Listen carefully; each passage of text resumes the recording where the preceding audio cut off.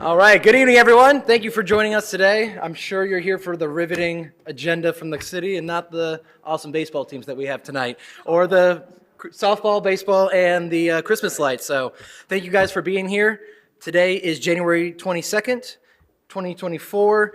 I call this meeting to order, and up first is the invocation by the one and only Pastor Steve Ferris from the First Baptist Church of Destin. Thank you for being here. Father, we just thank you for your goodness and grace, and Lord, we thank you for all those that make this place a great place to live. Lord, so much work goes on behind the scenes that they don't get credit for and we don't know, and Lord, we just continue to thank you for them and ask you to give them wisdom and bless them. Lord, we thank you for all these young people, and Lord, it's just a great place to live, and we just give you the praise and honor and thank you for allowing us to be a part of that, and we pray it in Jesus' name. Amen. All right. Councilwoman Hebert with the pledge. Pledge allegiance to the flag of the United States of America and to the republic for which it stands, one nation, under God, indivisible, with liberty and justice for all. Awesome. All right. All right. So up first, I will accept a motion to approve the agenda or have anything. Motion I'll to make that approve. motion. Second. Awesome. Motion and a second. I will call the vote. Ray, if you can get the screens up for us. Yeah. We got a brand new TV, everyone, so 2 seconds. New IT. There we go.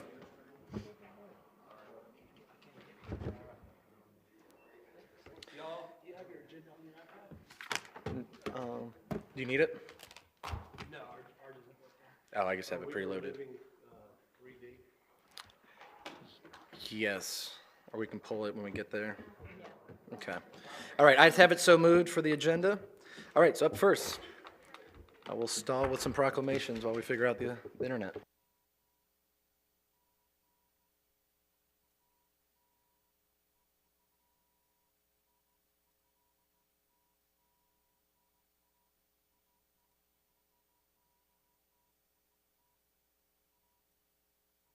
All right. So for the month of February, we have worked in partnership with the city of Fort Walton Beach. They brought a message to us in trying to work in harmony for this. The Congenital Heart Defect Awareness Month. There's a staff member over at Fort Walton Beach that his family has gone through this, so it's near and dear to his heart. So they reached out to us and wanting to partner with it all. So I'm going to read the proclamation, and our only ask is that, just like we did in elementary school, the pop tops, the little soda cans on top, we're going to be collecting them as a city in Fort Walton and in Destin, and a healthy competition of trying to raise some money for the Ronald McDonald House out of Pensacola. So with that is the proclamation for the city of Destin. Whereas congenital heart defects are one of the most frequent occurring birth defects and leading cause for deaths related to birth defects worldwide, and whereas 1 million families across America face the challenge and hardship of raising children with congenital heart disease, each year approximately 40,000 babies are born in the United States with these conditions. Whereas some congenital heart defects are not diagnosed until months or even years after birth, when the condition goes undiagnosed, sudden cardiac death can occur, especially in youth athletes. And whereas despite these alarming statistics, newborns and young athletes are still not regularly screened for congenital heart disease.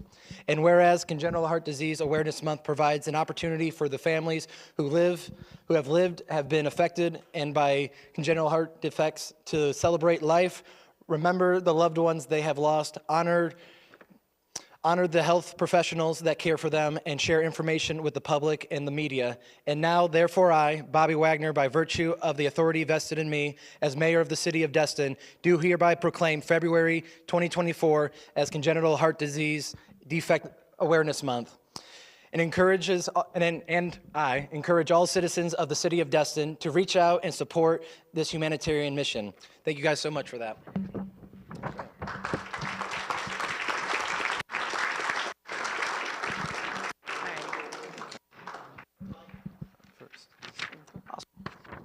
Nice.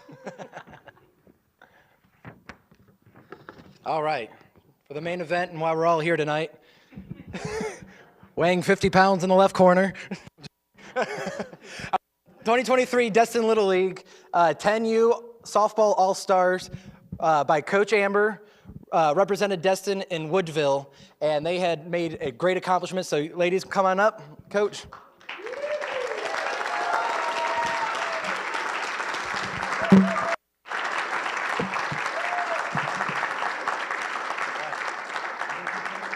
Congratulations. Yeah, absolutely. Congratulations. Congratulations. Thanks for representing us.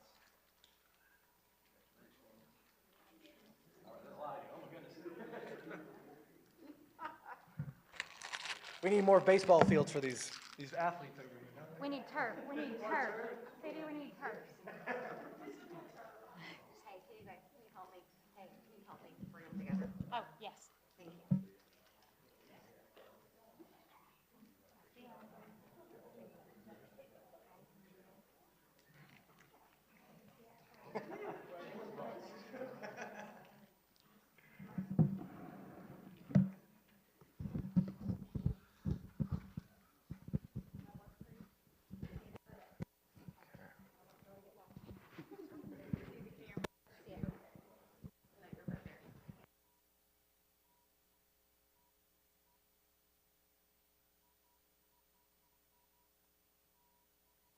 Credit.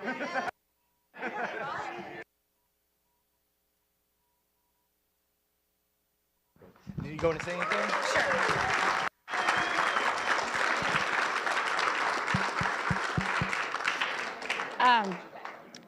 So real quick, I'm not a one-man band. BJ Wood was also a coach. We also had some other coaches that helped. Susan, Gabe, there's a bunch of other people that contributed to this team, so it wasn't just me. Real quick, I just want to announce each of these girls. So Addie Gordon, Layla, Charlie K, Adley, I'm not saying last names, but Harper, Savannah, Mary, Stella, and Reese Cup. These girls, and just real quick, I just put a little something together because I feel like you guys should hear like of the accomplishments they did. So these girls showed perseverance, grit, determination, mental toughness, a no-quit attitude, leadership, and togetherness. They battled in the district championship in Paxton for 5 daily and nightly wins out of the losers bracket to claim the 10U District 1 championship. That was a big deal because these girls literally had to play 5 games in a row, and they just, it was hot, it was sweaty, and they came out there with a no-quit attitude, and it was awesome. At state, they went 2-1 on the weekend, and they came up short for the championship game. It wasn't for lack of heart or lack of love or talent at all. We faced some really good competition, but they came out and they represented this town well, with grace and with dignity. And we just hope that this amazing experience stays with them and that we can build on it in this community. This is the first 10U softball team out of Destin to go to state. So they have set the bar for the softball program for Little League, and we hope that it will continue to grow. And we just hope that these memories don't ever leave them, and then they are able to talk about it and laugh about it and enjoy all the memories that they made. And we thank you all for the support from the community. So anyway, thank you very much.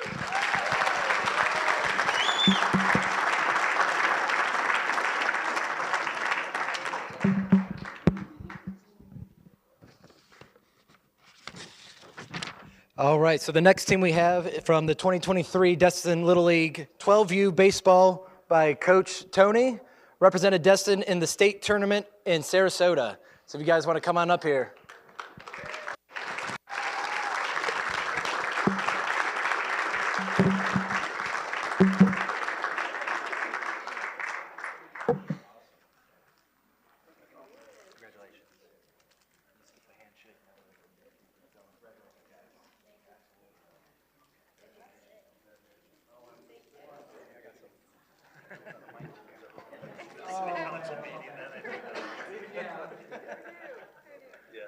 Awesome. All right. Photo, and then we'll. You have to stack in, guys. For once in my life, I'm in the back row. about 2 years. Chest up, hands on knee, boy.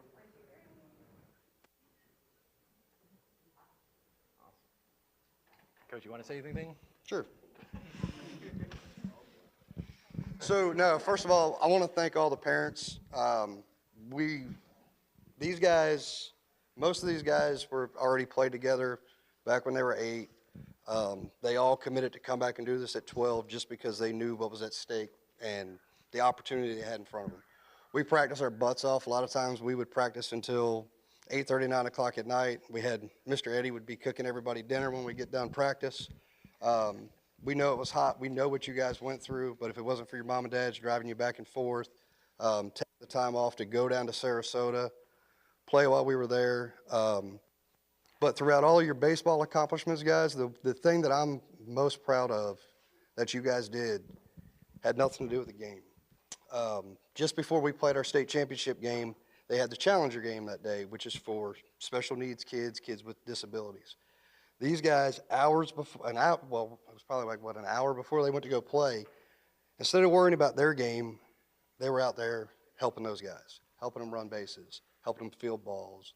To me, that's better representation and more character than anything that you guys could have done with baseball. So, I'm super proud of y'all. Thank you. That's awesome. Thank you guys so much. Coach, I appreciate all the time you've given them.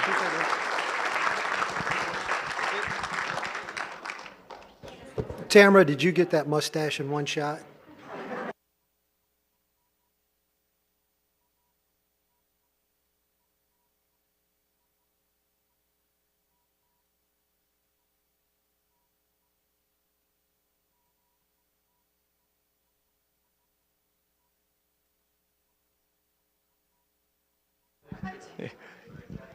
The punishment I put up with up here.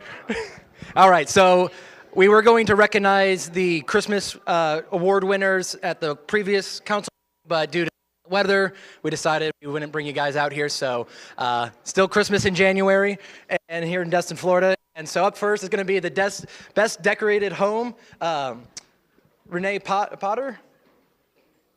Oh, perfect. You guys came. Awesome.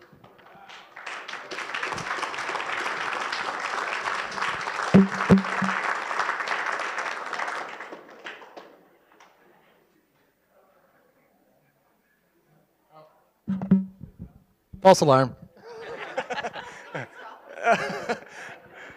All right, up next, and that was for Best Decorated Single Home, so that was our residential. Best Decorated Business, La Paz Restaurant with the aliens, and of just about everything else.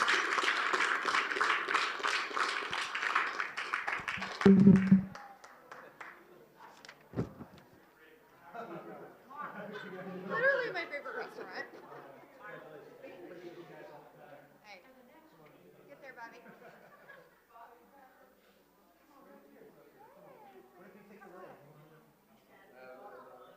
Chileriano's with a skinny margarita.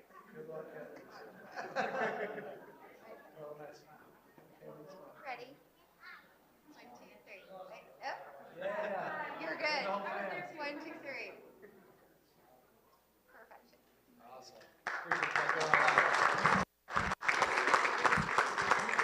All right, so that was restaurant, shops, department stores.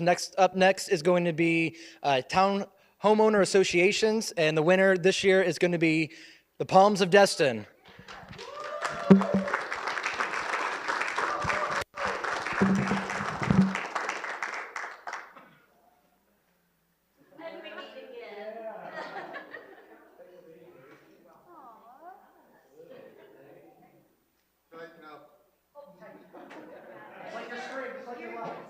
You said it. You're in my picture now. Hang that one on your wall. One more. Thank you so much. And yes, I want to.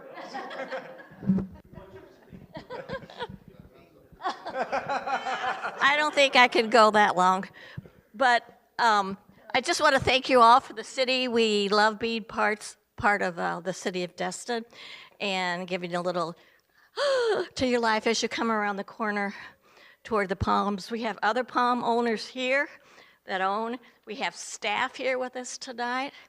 And we love you. We're proud to do it.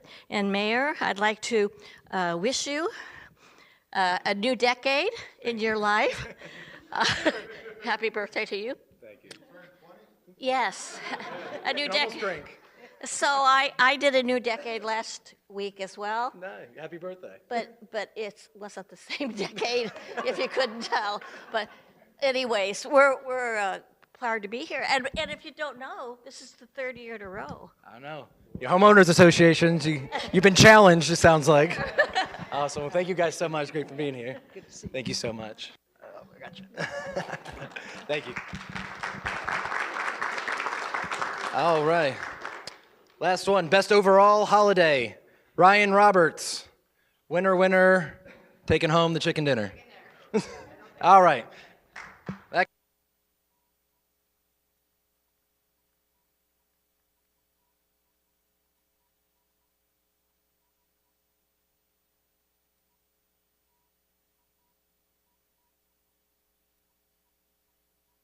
All right, so thank you guys for hanging in there with us while we celebrate some of our community, and for everyone who came out, all the Little League that's out there. That's amazing that they're doing so good at all levels, at all age ranges. So we appreciate all the different recreations that are here in Destin, Florida, and make this community so great. So thank you for that, and now to the main event of the fun stuff. All right, so up first is going to be, thank you, public comments. 3 minutes up here, and just name and address, and the floor is yours.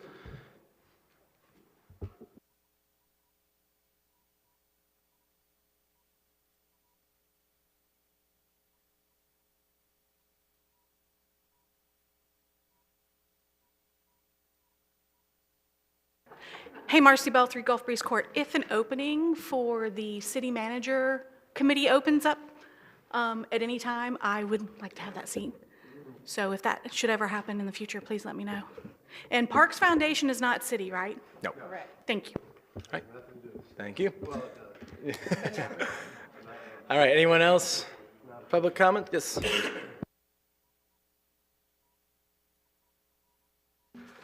All right, good evening, Council, Mayor, John Stevens, 4025 Indian Trail. I understand Matthew Sweetser's resigned due to health issues, and so Matt, if you're listening, here's to speedy recovery, and hopefully you'll get back up here soon. But I just want to let you all know that I'm interested in filling that seat. Passionate about helping the city of Destin shine. A couple things to consider on why I think I'd be a good candidate. As of right now, there's currently 2 names that have pre-filed for the 2024 election. My name's one of them. So pretty much I've been thinking about it a lot. I'm now committed, so I'm running one way or another. I'm also in the top 1% of the citizens that actually attend the city council meetings in person. So I kind of see myself as being familiar with staff and actually understand what's going on right now. I feel I have the experience to step in. I kind of feel like I've been grooming myself to kind of be in this position with being on all the committees and boards that you guys have appointed me to. I feel like the council has trusted me. I mean, you guys have pretty much appointed me to these committees, so I also feel like I have staff's trust when there's items that I know more about them on. In fact, there's actually a code compliance and livery vessel operating meeting later in this week that I'll be kind of giving a presentation on. So my thinking is we don't need just a body in the seat. We need someone that's going to be progressive and making our city better. And it's time to get to work now, not 8 months from now. So this interim seat needs to be filled by someone that wants to help our city either for the 2, 4, 6, or 8 years, whatever it is. So on that note, thank you, Mayor, Council, for your time and dedication to the city, and I'm hoping you guys give me the opportunity to do the same. Now I'm going to put my water sport hat on real quick. On May 8th, or I'm sorry, not May 8th, February 8th, there is a county waterway safety meeting at the convention center at 1 o'clock. So I'm hoping that someone from the council will attend, and I know code and compliance will be there. All right, thank you. All right, thank you so much. All right, anyone else?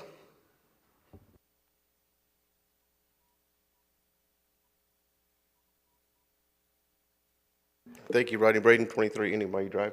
I got a little bit different look on it. I've had several people call and want me to put my name in the hat for the seat, but I plan on running in November. I just think it gives whoever an unfair advantage if they're appointed to that seat. So I'm not putting my name in the hat to be appointed to that seat. I was in that position before with Jim Foreman, and I didn't think it was fair at all. I think it'd be nice if you could find somebody like we've done in the past that's been on council to fill that seat. I don't know, it just seems like my experience in the past that when a council member's been on council and you're termed out, and you're down to your last 6 months, really nobody takes them serious. The staff doesn't take them serious. Not saying this staff doesn't. But I'm just saying, it's hard to get behind them, or they just kind of on their way out. You know what I'm kind of saying? And if somebody's filling that seat that's running, maybe they're not going to get elected. So, I just feel like I don't know. I feel like I'm wasting my time if I wasn't, running, just sitting there. If I was running, sitting there, whatever, that I just couldn't get anything done. I don't. But anyway, that's just my 2 cents. 2 cents on it, or my thoughts, whatever it's worth. Thank you. Thank you. All right, anyone else? Seeing none, close the public comments at this time, and we will move on to the consent agenda. If we want to make the motion to pull, I believe it was 3D, it's kind of more of a typo. But none. I'll make the motion to pull 3D, as we already decided that at the last meeting, and approve the consent agenda minus that. I second it. All right, seeing no further discussions, call the vote.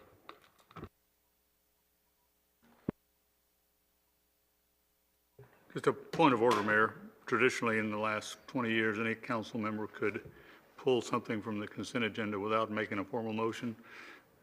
It just was a professional courtesy that we all extended to the other people. So having to make a motion every time, I haven't seen anybody vote no, but that's not something we ever did in the past. Okay. All right, moving on to 4A, City Manager. Good evening, Mayor and City Council members. Before I begin the City Manager's report, I would like to take this time to recognize and express our heartfelt condolences to 2 of our staff members who lost their loved ones over this past weekend. We have Dennis Dyke, our field crew supervisor in the Public Works Department, who lost his mother. And we have Crystal Strickland, our finance director, who lost her daughter over this weekend as well. Our hearts and prayers go to them and their families. Thank you, Mayor, for affording me that opportunity to share that information. Items 4A and B and C are all related to the previous direction you gave to the city to the staff to negotiate a contract regarding the undergrounding project. You have an opportunity as of last meeting to undo that that decision, and those 3 items that you have here are related to that. I'll let the city attorney walk you through each one of those items and render your decision on it. Thank you. Thank you, Louis. So beginning with 4A, this is the item dealing with RFP 2310 ENG for the undergrounding project. If you would like to discuss it, we can, but it's laid out in the staff report. And to be clear, this item, we are recommending 2 separate motions. The first motion being recommended is to rescind your prior directive to negotiate a contract with ADS for the FPL undergrounding contractor. Councilman Bagby. Mayor, I move to rescind the City Council's prior directive to negotiate a contract with ADS for FPL undergrounding contract. Second. Seeing no further discussions, calling the vote.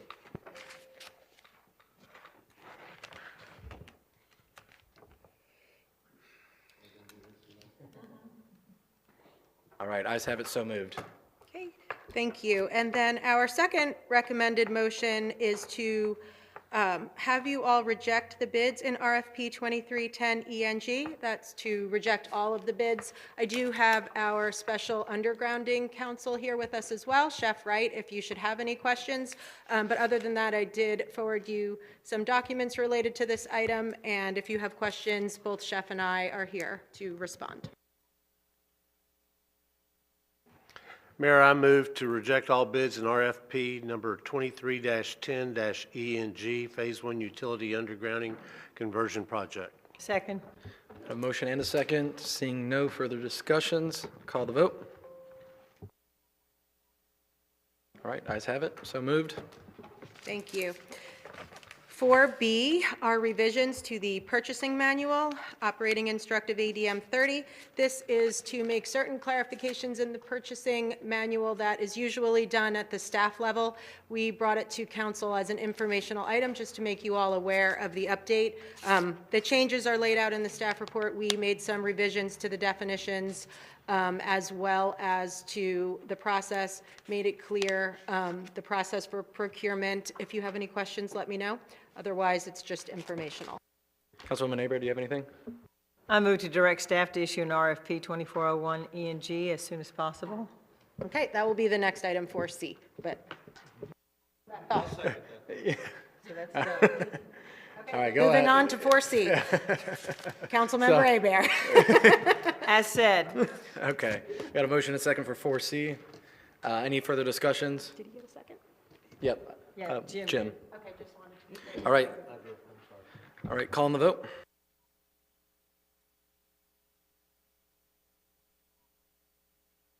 All right, ayes have it unanimously, so moved. Thank you. Back to Lewis. All right, thank you. Thank you. Item 4D. This item, we discussed it last year when you authorized us to engage the SRS team to conduct a comprehensive visioning session or sessions with the public and incorporating the ideas from our two CRAs in the area about the opportunities that we could unveil ourselves to for the city assets that we have, especially after our acquisition of the property under the bridge. And so we have done that process, gotten the contract drawn up, and we're here tonight to see if you would let us go forward and moving along with that process. We have a member of the SRS team here this evening if you got any questions.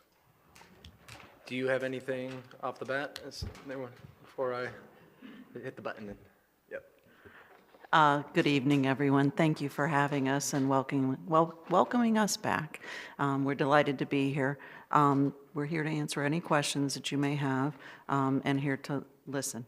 That is our number one goal as we start this process. It's to make sure that we make the best decisions for Destin and Destin for its residents, for its visitors, and for the staff and everyone, and making the best decisions. So it's imperative that we have some community outreach meetings with you all, and make sure that we vet out the best solutions for you all as we plan for the master plan. It will help you. There's some amazing things going on in the town, and I think it will help organize and refine each of those moving forward to be better, more unified, and more wonderful for the town. And we look forward to helping that process, doing all the due diligence and doing our research, understanding all of your needs, and making sure that we design a solution that is the roadmap for the new future for you all, and making sure that decisions are made properly and thoughtfully, so the planners have a great tool to work with as they entertain the new things that come to Destin's horizons. Thank you so much. Councilwoman Aber? Mayor, I move to approve the master agreement and work authorization number 1 and the attached internal budget transfer. Second. I have a motion and a second, and we got a couple going on. Councilman Destin, up first. Thank you, Mayor. Just so I understand what we're doing, we are going to sign a contract, but we don't get to work until we have some kind of ability to acquire the property, or is that not correct? No, this effort is to look at the properties that we currently own including the One Harbor property, and envision what we could, including looking at the potential for a city center. Okay, so this one is not tied to any particular piece other than what we own? No, it is not tied to any particular piece. It does have potential discussions to include the site by the publics. Okay, and what is it that, what's the amount we're budgeting here? 155, I believe. 155,000.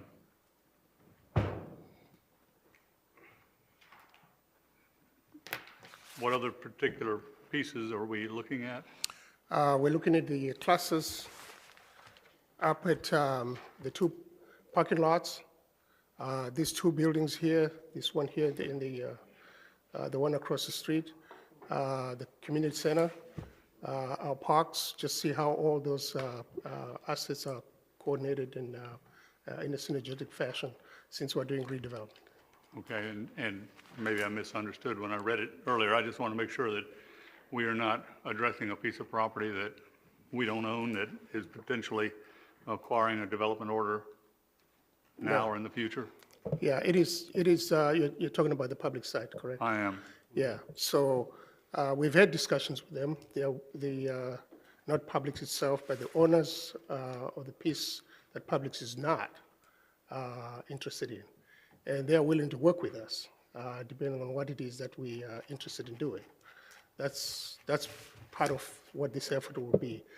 We may not come to an agreement with them. That's fine. But I just believe that we have an opportunity, as I mentioned last year, when we acquired the property up at by the bridge, that it is time for us to take a holistic view to the pieces that we have and see what synergies we can all come up with to ensure that our redevelopment efforts are coordinated.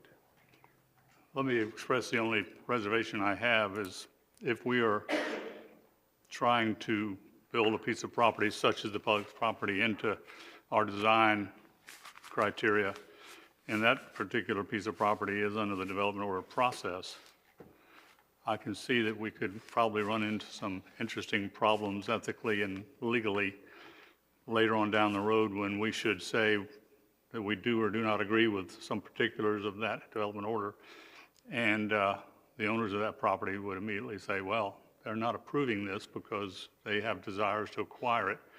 And I have been in a position before where a local judge said, approve this project or take your toothbrushes and come on up to Crestview. I don't want to see this council in that position again. So any negotiations with property that is under current review, I would think would run us into those kind of problems, and I would not support that as part of this contract. And, you know, I'll make a substitute motion that we restrict this contract to parcels that the city currently owns or that we have under contract. Second. All right, I have a motion and a second for the substitute motion, and I'll continue the discussions. Councilman Bagby? Yeah, and I discussed with the staff my reticence to include the Publix parcel for exactly the same reasons that Mr. Destin stated. We don't own it. We shouldn't be telling people what we want to see there, what we don't want to see there. That's why we have a land development code, okay? That's why we go through our planning process. That's why we have all that. And to somehow short circuit our legal process is not good. The facts on the ground have changed. You know, when you all, or when we first put out the RFQ, you know, we were talking hockey rinks and amphitheaters and all this other stuff, and it was going to be right there in the town center. And I want a town center. It's just, A, we don't own anything there, and B, we don't have a lot of money that we can go build a town center with right now. In fact, we have pretty much none after we paid $9 million for the harbor parcel, so, which I supported. I would just say we need to stay out of other people's business, and I won't support, you know, this. And I mean, I understand what you're trying to do, and a year ago, this actually made sense. We were all enthusiastic, but the facts have changed. And the fact is, Publix has decided what they're going to do with about half that property, and then there's another little parcel that's left over that has an owner, that's not us, and is in the development order process and has reached out to the city. And I don't want to get involved in that conversation as part of this process. So we have a bunch of parcels down by the, community center and Harbor One, and we have these parcels right here. Let's do a charrette, let's see what we can do. But any conversation that includes property that we do not own is just asking for trouble for this council. All right, Councilman Schmidt. Thank you, Mr. Mayor. I got a few questions. First, Ms. Kopp, the legality issues that Mr. Destin and Mr. Bagby are bringing up about current development order process being a future issue. Can you speak to that, those comments that are being made? Yeah, so at this time, no part of this involved the city trying to purchase or take any of that property. They, the applicant, and I don't want to get too much into a quasi-judicial application that's going to come before you, but I'll say this, there's a requirement in our land development code that they need to adhere to, whether it's with us or on their own, and they may make a decision economically for themselves where they think it might make sense for them to work with us, because the code requires with residential development in that zoning district a 20% non-residential component. So either the city or a retailer or commercial entity could fill that role. So it would be that 20% that we were talking about that the planning consultant, SRS, could envelop into this whole design process. Beyond that, if the council wants to take it out, that's in the council's prerogative. We do not have to leave it in. You can take that out of the contract if council doesn't think it's appropriate. Thank you. Thank you for coming back up here. I appreciate it. Is my understanding that the contract will present either during or in the end options? Mm-hmm. So, Yes. in theory, correct me if I'm wrong, we could see an option come from you that shows nothing at the Publix section and only taking into consideration our parks that we own, or parcels. Yeah, different lots and parcels and parks.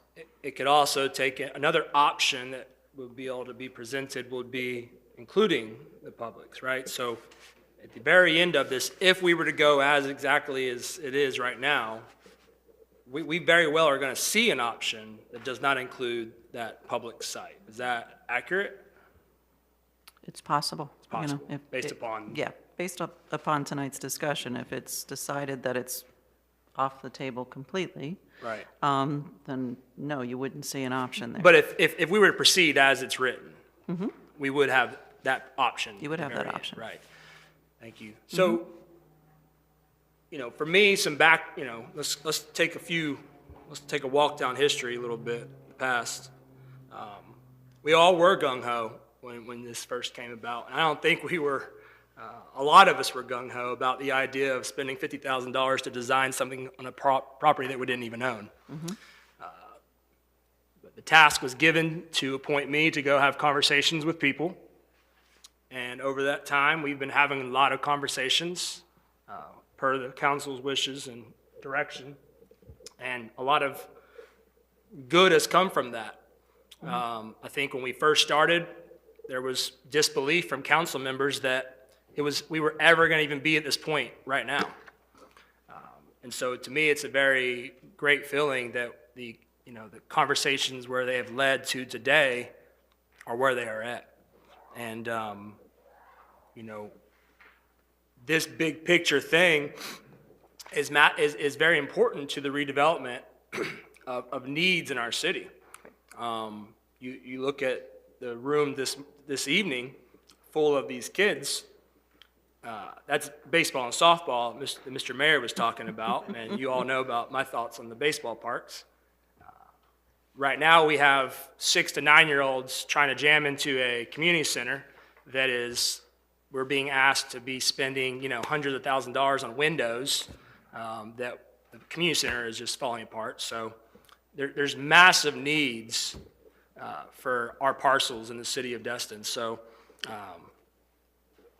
if the legal side of things is protection to allow us to continue as is, and the attorney that the city of Destin has, I understand that we all could feel differently about her opinions, but I'm not going to support the substitute motion because I feel comfortable with, at the end of the day, you will be able to present us, if we agree to this contract, with the option without Publix section there.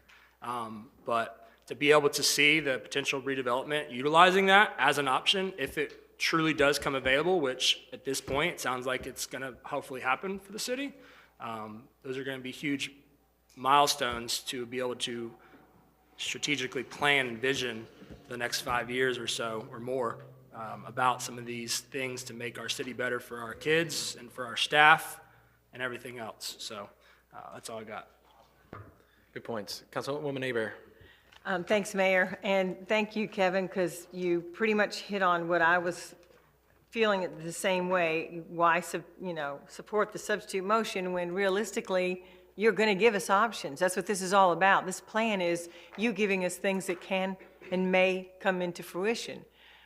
Just to push it off to the side and not even have an idea, and then all of a sudden this parcel comes available because we did work it out, I feel like we would be shooting ourselves in the foot. So I personally feel like where we're at right now, I would like to see what you can bring back with or without that Publix parcel, and to get us some ideas of what we can do, because the city has some beautiful areas that are just not at their full potential. And I run the streets, I'm a jogger, and some of the areas I'm like, we could put something here, we could do something here.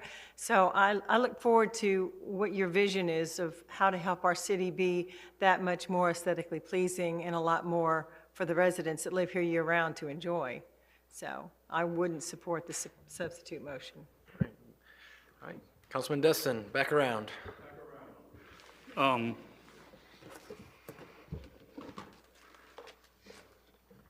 Residential in this mixed use, perhaps, parcel we're going to look at, that's a conditional use? Mayor? Correct. Correct, it is. Okay, and so that means you can approve it, you can disapprove it, you can approve it with conditions, correct? Correct. Okay, so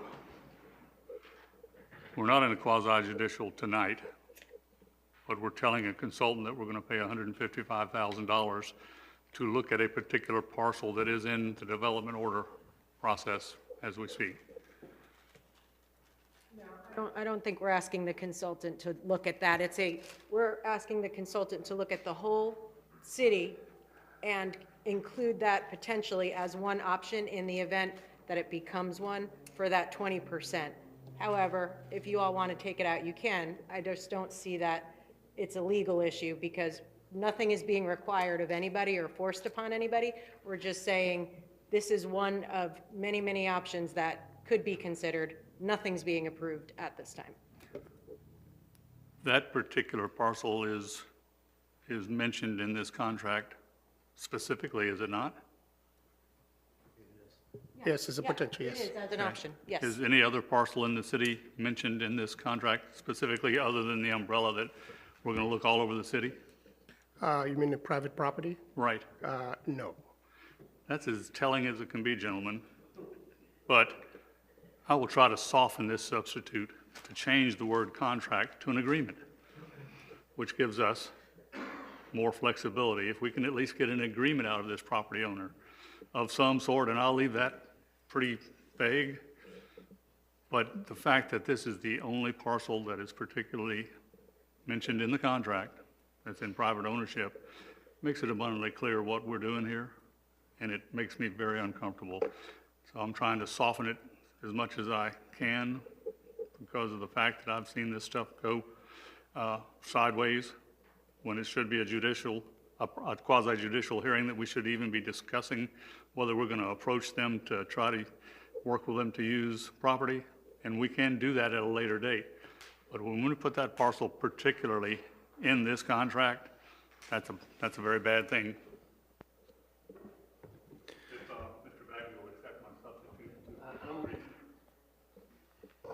I'm kind of hard over on the no, but I guess I'll substitute, I will second for discussion, but I just think I'll wait my turn, but. Councilman Guile? Kind of listening to what Councilman Destin just said, is there no way we can table this till March so that we give somebody time to have a discussion and try to determine if there is availability? That way we can put this thing to bed once and for all? Till the March 5th meeting? It is in council's discretion to do that. I think one of the reasons they're here, though, is we have a visioning session here in a little bit over a month, so this would give them time to be at that for most of our concerns of not wasting any of our time at the visioning session and getting tangible things out of it. That was Well, probably one of the many reasons. I've got 20 things here that are probably, that we could discuss. We're not going to be wasting time at the visioning session. I mean, if this is one thing that misses it, I don't think that's going to determine that the visioning session becomes a waste. So. Just for the record, I mean, the staff and the property owner have had many discussions. The property owner has expressed a willingness to have these conversations.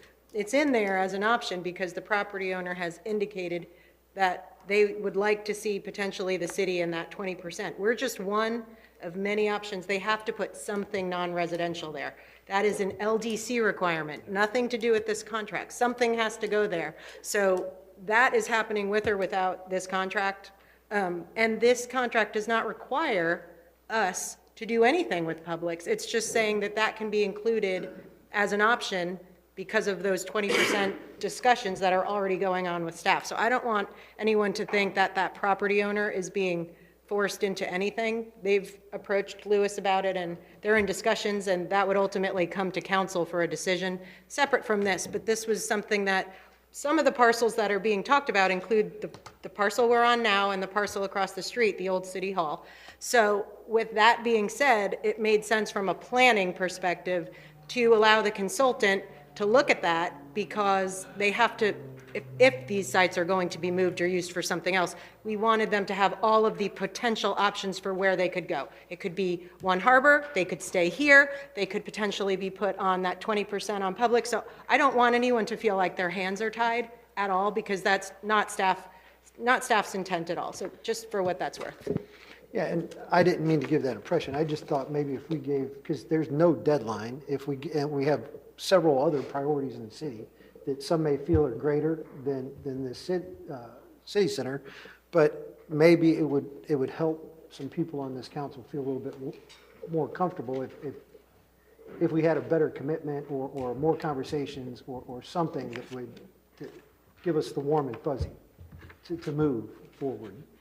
But I mean, it's just a thought that if there's this much disparity, maybe a little bit of time to think about it might give us that clarity we need to make the right decision. All right, up next, Councilman Bagby. So Lewis, I call it the out parcel, because Publix has their big parcel in there, and then there's the out parcel, the other part. What's the acreage on the out parcel? It's about 9 acres. 9 acres, right. So 20% of that, right, would be less than 2 acres. Yeah, roughly, yeah. So, and so the maximum we could get, if they put all 20% non-residential to the city, that would be 1.8 acres, right? Potentially. Yeah. So 1.8 acres, just how big is this, the property that we're sitting on now? I couldn't tell you offhand right now. It's probably about 4 or 5 acres. At least. Yeah. So the point I'm making is we're talking about this building. Because once we add the parking, once we add the other stuff that we're required by our land development code to do, we're talking about putting this building near the Publix, that would be nice, and we could, build it up, and we could put the staff in it, and, we might even have an auditorium, or we definitely have a meeting room or something, but on property we don't own. But that would be if they gave us all of that 20%. That's not what a town center, and I know you understand development, and they understand development. That's not a town center. You go look at the town centers of Rosemary, Seaside, Watercolor, Water Sound, all those town centers, heck, even Grand Boulevard, which is a town center concept. Doesn't have to have government there, number one. And if it does, it's very small in those examples that I gave you. Seaside has, a couple offices upstairs, right down Robert Davis's offices. So what we're talking about is a maximum of 1.8 acres, half of which would be parking for us if it all came to us. So it's not like we're putting some hockey rink or conference center or basketball courts or whatever for the kids in that area. And I just think, and I understand your point, Kim, yeah, it's an option, but it's an option that we'll be developing that we won't use unless, and I agree with Mr. Guile. I'm willing to table it and let somebody go talk to the developer and say, out of that 20%, what are you willing to give us?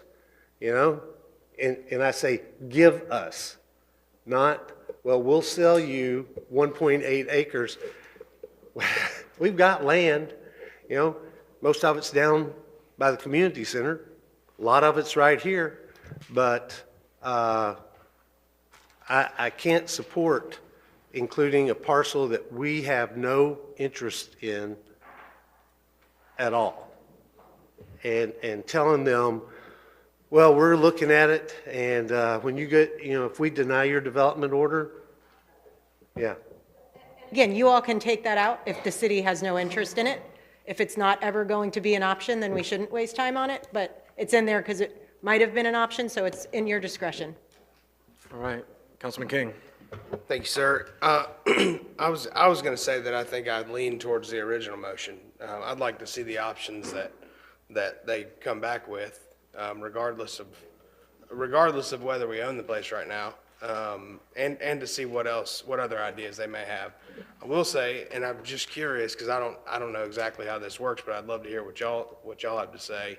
The 20% is not necessarily, if this is 20%, if this is the property, they're not, doling out 20% of that. I mean, it's a matter of how high they go as well. Correct? I mean, if they went 3 stories there, that factors in as well. So I think that's a little bit, I don't think Mr. Bagby was intending to be deceptive, but I think that there's more to it than just, dishing out 20% of that acreage. Am I right? Yes, Johnny, it's not going to be just 1.8 acres. Well, yeah, in the end, because we could go 3 stories too. I mean, the height is the same across the entire parcel, so it's limited by the LDC. So they could go 3 stories, you're right.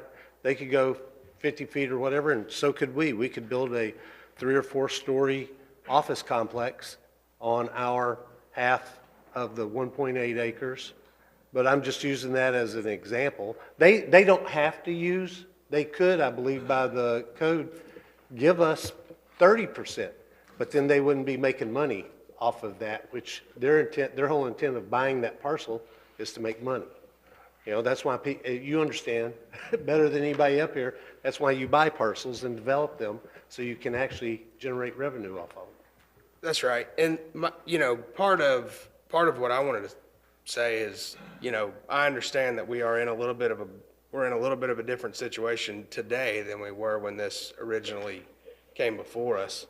But like a lot of real estate transactions, there's creative financing. We can figure out, there are ways to get the money to fund being a part of that if we had to. I don't think that them giving us the property is the only option. Councilman Schmidt, final words? Sure, final. I was just going to reiterate one about, it's not exactly 1.8, it's rough numbers. But I also want to make sure we're not missing the big picture that this is not just about SRS showing us about Publix's site. In my opinion, Mr. Gall, we don't need to table the whole thing because there's still a large picture thing that we have a lot of property that we still need to look at. We still need to look at the harbor that may or may not be town center one day. We have other parcels that we need to look at. With this one little piece of Publix, though, we have had these discussions. We have told them, here's the type of municipal building sizes and everything that we could possibly see that we would like to put there. We've had those discussions, so to delay it, to have those discussions, we have. Those types of things have been ongoing. And so I think they are very aware of our hopes or wishes or whatever. I mean, that's just, nobody's said exactly what it's going to be, but the potential, and it sounds like that they are willing to do that. You know, I think talking technicalities about Mr. Bagby saying, give us something, I mean, I don't think we should even talk about that right now. We're just talking about using this as an option while we're looking at the city of Destin's future redevelopment as a piece. I mean, if we're worried about not having other private properties in there, I mean, you know, we talk about doing studies on the harbor for a possible marina, right? Well, I don't know the contract stipulations, but when we do a study on a marina, we're looking at properties that we don't own to see where we could put a marina. I mean, in theory, it's, you know, it's not exactly the same, but we're talking about a property that might be available to us. And if it's going to be an option presented in a package with 3 other options or 3 other areas, that's fantastic. So that's what I got. And before we do vote, I do need to understand what Mr. Destin's final softening of the substitute motion was, please. All right, well, Councilman Destin, you're up. Softening was to stipulate that we had to have an agreement to go forward, not a contract. But, you know, to put my 2 cents into the debate on the acreage, this consulting firm, at least I think I remember, and I think I read in the potential contract, recommends that we need 20 acres to do the town center. And we're talking about 1.8 here that we have designated particularly for their consultation. So it just doesn't make sense on top of the fact that when we get down to doing a development order, conditional use, is my understanding that they want to put some residential in there. And conditional use means we can say yes, we can say no, or we can say yes with conditions. So I don't want to put us into a box that, you know, that they're going to say, you're trying to get this property from us. That's why you're giving us these conditions. That's a bad place for us to go. And so, you know, the clarification is, if we could get something from them, which we've been unable to get other than verbal, which according to our land development code, I believe, if I remember, a section says verbal doesn't mean anything. It's in writing is when it means something. We don't have anything like that. I would love to see that we had something from them that at least says, we're willing to do this. And if you do that, then you do something that's called a development contract, which we have done in the past and which I'm sure Ms. Kopp is familiar with. And in a development contract, we all agree that this is what we're going to do and this is what they're going to do. And it's a contract. And we go forward with a clear understanding of what everybody's going to do. So we don't have that, but we could get it. And that would be the safe way for us to proceed rather than the way we're doing it. All right, Councilman Gallagher, you're up. How long would it take you to do the study if you started? Our schedule shows 11 weeks. That we haven't weaved in the actual meetings with the community and things like that, but we have a timeline of about 11 weeks. And of that 11 weeks, do you start on each property simultaneously, or do you conclude one, or kind of blend them in? We dive in deeply in all of them, so we'll do our due diligence, yeah. So it's not something where you could say, okay, we can dedicate the last 3 weeks to conditional improvement of the public spot, if after 8 weeks, this council decided that was something they wanted to add. That wouldn't be feasible for you? The way we've got it outlined at the moment, no. I don't think we're, anticipating a new parcel popping in later in the game, but we can certainly, because what happens is we really do our due diligence on the parcels that we know of and that are part of the mix or not. And we can then understand the good that comes with that site, whether it's infrastructure, egress, connectivity to adjacent parcels. We're going to look at. I understand. Each I was piece. just trying to find a compromise that might work for the Mhm. council and appease all parties involved. But if that I doesn't mean, work with it's- your business it's- plan, I don't Yeah, want to it's, ask you to do it's that. possible. I mean, we could set it aside, it's just, there's a process to what we do. No, I understand. I'm not asking you to So change it it. would That's why I was would asking the deviate a little bit, questions. right, at a certain point, whenever that is, but, Yeah, I just wanted to understand your plan. Thank yeah. you. No, we're going to extract a lot of information from the community, from you all, on needs and assessments, and also do the due diligence on the sites, and make sure that we understand all of that, because that helps us frame our directions, and there'll be multiple directions, depending on what we see. And then we're going to ask your thoughts on them and get your input. It's not a decision that we make, it's a decision that we try to build as much consensus as we possibly can in the process to make sure that everyone's been heard, listened to, and we create designs that react and respond to that. Get another round of feedback and refinement. Yes, ma'am. Thank you very much. You're welcome. All right, Councilman King? Just real quick, I don't want to miss the opportunity to see what we can do with this piece of property. That's my main thing, but I think I was maybe originally misunderstanding what Mr. Destin was saying about the potential quasi-judicial situation. So I would like to hear what Ms. Kopp has to say, and I know you touched on this earlier, but I okay. think I was No, it's okay. misunderstanding a little bit. No, the use of a multifamily residential is conditional and will come to council. But regardless of that, there is a requirement, a shall, in the code that if you have multifamily residential in the TCMU, you shall provide 20% non-residential for properties that meet certain criteria, which this property meets. So I'm just saying that that 20% is a code requirement, not something that staff or council is imposing on this applicant. That's all I'm saying. So for that reason, they have to put something there, and they still have to come into compliance with parking requirements for that, whether it's a city building, a government building, or a commercial retail establishment, and they're going to take into account what works with their financials and what's best for them. So it doesn't have to be the city. They can choose to do any other kind of non-residential component that meets code as well. So that's not being forced, and that's happening for that 20% without regard to a quasi-judicial process because it's required. But with that being said, again, if council feels like there's no chance this would ever be considered, it doesn't need to be in the contract. If there's any chance you might want to look at it, then they can consider it as an option. So that's up to council. All right, so we have a substitute motion first. Ray, do you want to read it off for us? The way I have it written is that to restrict this contract to parcels that the city already owned or with which they are in agreement. You guys shaking your heads, okay. Oh, well. Okay. All right, so I will call. I'm sorry. Yep. That's not really accurate, because we are going to include the Publix one, I think you said, by softening it, if we come into some sort of agreement.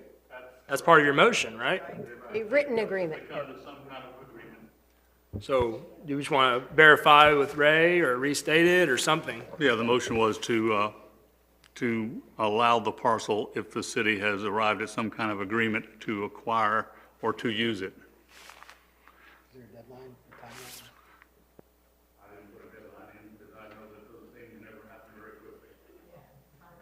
And at that point, it would be in the design criteria. At that point, then they would have it as part of the properties they could look at. Just to clarify, I just have a question. If that is part of the motion, would we be asking SRS to just hold off on performing any work until that's figured out? No, Okay. they could work on everything that we own, which is a part of their contract right now. Okay. And they could bring us that as a option after we've come to some kind of agreement, as I said, with the property owner, which Got it. is not in existence. And that's my understanding as well of my second, is that you look at what we own, and if we come into some agreement where the city manager or our council designee says, yes, we will provide you up to 10% of whatever, or whatever agreement the agreement is, you can look at it, because the thing that struck me was your use of the word due diligence. And normally you look at due diligence when you are buying a property or when you own a property, or you have an interest in a property. Those are the three things and I think Mr. King will agree with that, or he probably has another one, but those three, that's when you do due diligence. You don't just go around doing due diligence on properties that you have no interest, fiduciary or financial interest in. I understand that portion, but I just need clarification for myself now, just so I understand exactly what I'm voting on. So she's already mentioned that they don't approach it that way. So in my mind, this motion means we pretty much leave this parcel out now, because she just said that they approach it all at once. There is no sectioning of and then coming back. So the way I'm hearing it, even though it's phrased that way based off how that company works, they will not come back, or they do not like to come back and incorporate that. So it's my understanding that if we want them to look at that property, we can't accept that motion. And it's not going to cost us any less money for them to not look at that property. Okay. And that's why it was in, because they were looking at it holistically as a whole, and it was either in or out.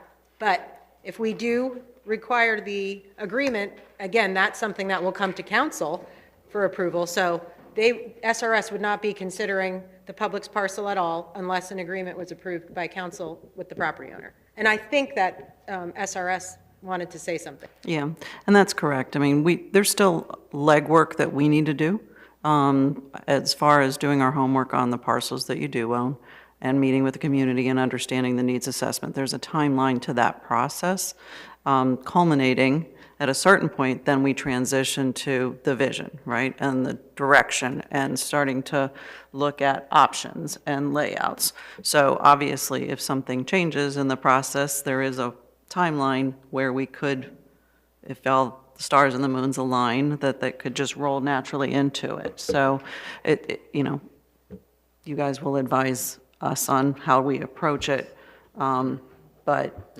we can always add it, look at it as a layer if the opportunity arises. So a motion to table would be more to your liking? No. No, come on, let's make a decision. How many years have you been up here? Let's go. Yeah, a point I would say. No.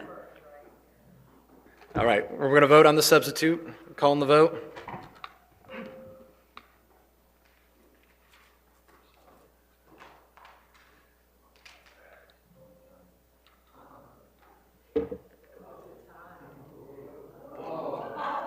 Were you guys not counting this up here? Come on, you guys that surprised? Mayor, you are now the tiebreaker. All right. For the substitute. All right, to the original motion. Any other questions? For the original motion, so the substitute failed, and now we're going back to the original motion. We want to call that out? It's a recommended motion to approve the master agreement and work authorization number 1 and the internal budget transfer. Second. Yeah, that's why the city stays still sometimes, I guess. All right, well. The table you don't vote, do we? Or do we just? We don't vote for a table, correct, Ray? We don't debate. Okay. The table, yeah.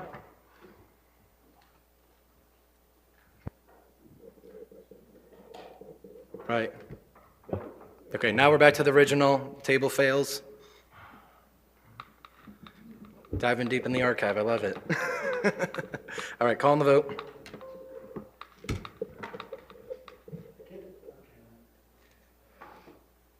All right, ayes have it, so moved. Go. Thank you so much. We're excited as well. We'll get you a chair next time. And a bottle of water. Thank you, everyone. We look forward to the process. Appreciate it. Thank you. All right, city manager. Thank you. Item 4E has to do with the 30% plans for the linear trail. This project has gone through your committees for review, and they've come up with a number of recommendations for you to take a look at tonight and see whether we can move to the 60% level. Our city engineer is here, who's been coordinating this effort to kind of go through the project with you. Thanks. Good evening, Mayor and Council. As Lewis stated, we did take this to Town Center CRA, Public Works, Public Safety, and Parks and Rec committees. We actually had one big joint meeting with all three so they can all hear each other's ideas and have all the motions in the agenda. We also had a public workshop that was held on November 9th, and in your packet is kind of the rundown of what happened from that public workshop. So tonight I have the DAG design team here to kind of go through the layout and explain the idea of the layout, and then answer any questions that you may have. All right. Levi. Hello, thank you. Levi with DAG Architects. Tonight with me I have Patrick Hodges with Patrick Hodges Land Studio. He's the landscape architect. I've got John Nash with Neil O'Connell Engineers. We're doing the engineering for the park. And then I also have Jeff Britton with Kimley Horn.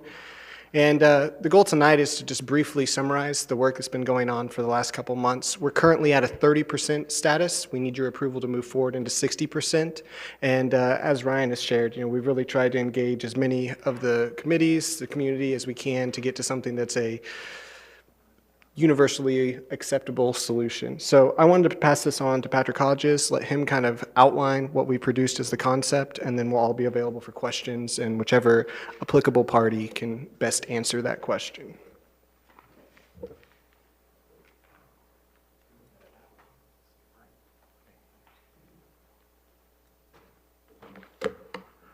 Thanks. Nice to be here again.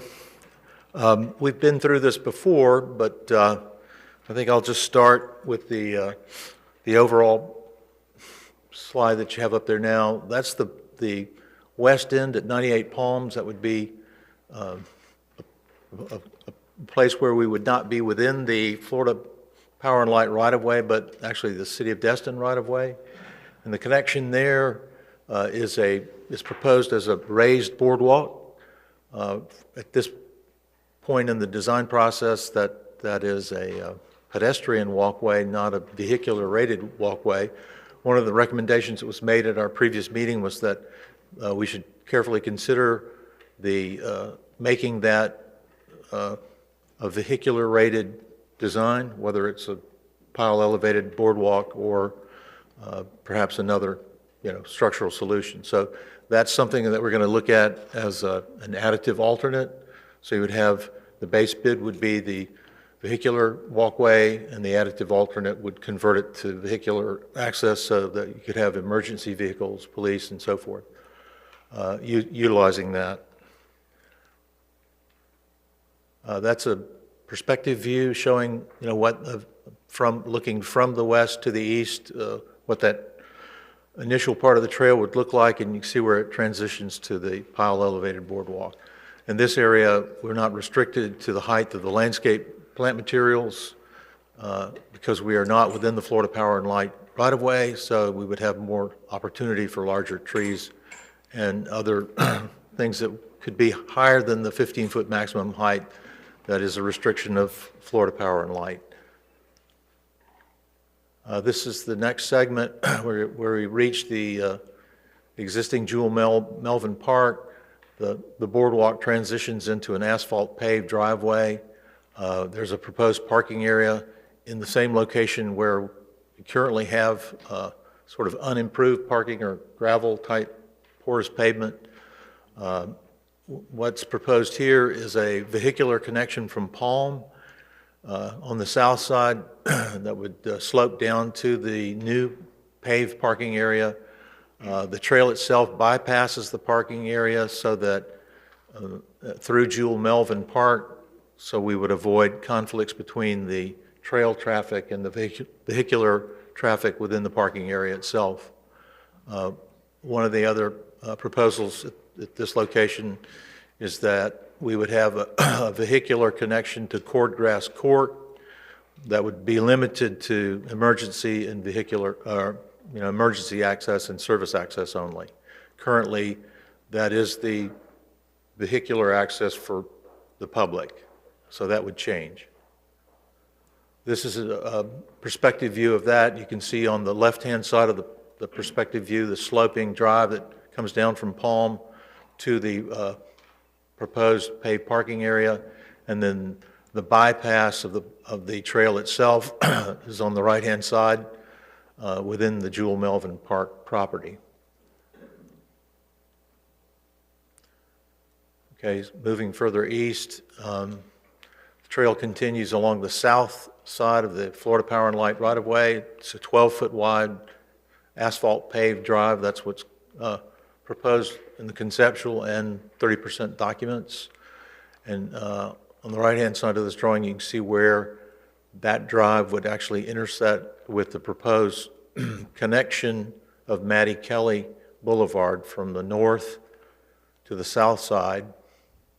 So we would have a pedestrian signal at that intersection of those two different modes of traffic. Okay. Right. This shows the connection of Mattie Kelly from the south. And the trail again continues along the south edge of the Florida Power and Light right-of-way. You can see at the east side of this, the right-hand side, we're going to have to move outside of the right-of-way to avoid interfering with private lots that have fencing and other improvements on them. So that requires an easement that has to be yet to be negotiated by the city. Okay, that connection from the property, the easement on the south, and then goes back into the right-of-way itself, the Florida Power and Light right-of-way.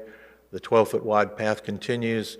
There's a proposed vehicular bridge at this location that spans the existing water body there.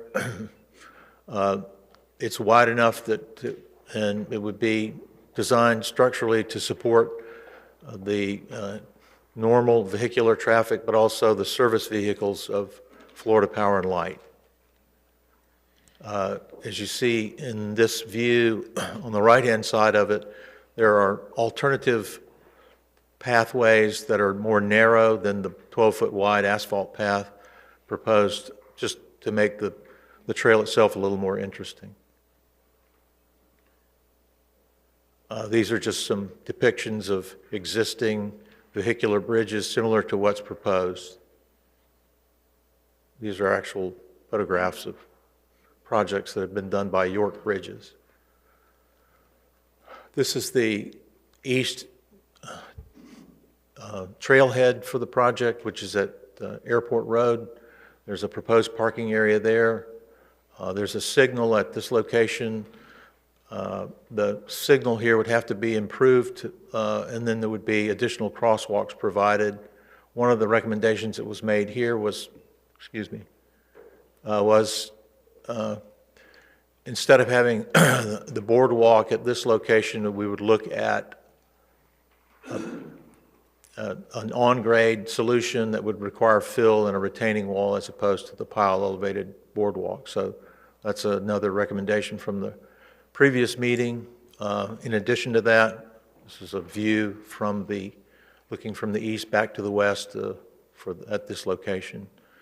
Another recommendation made at the previous meeting was the addition of a restroom facility. So we would be looking at a central location in Jewel Melvin Park, and we'll follow the same recommendation there and provide a base bid without the restroom and an additive alternate that would include a restroom facility. I'd be happy to answer any questions if you have them. All right, up first is Councilwoman Aber. Mayor, I'd like to make the motion to move that City Council approve the 30% concept design plans with all recommended amendments from joint committees into the 60% concept plans. In addition, I move for staff to bring forth a budget amendment and change order for DAG to add engineering design for the recommended additional road improvements. All right, I have a motion. Do I hear a second?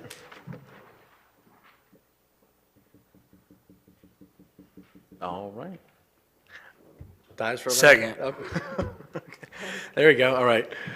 All right, so with that, you have any other discussion? Councilman Guile? Thank you. I actually attended the workshop, and there are several things on here that I think are going to be a point of contention moving forward. One of those being the addition of the bathrooms and the dog stations. Again, Lisa staff is going to have to maintain that. That's going to be an additional cost. That's going to be a place for the homeless. We all know that the homeless encampments follow through those areas. They're going to overtake these things. There's one way in currently. And even if we enhance that bridge, it's going to become a problem. We have a dog park here if they would like to walk their dog, or keep your dog off the trail unless you can take care of your own feces.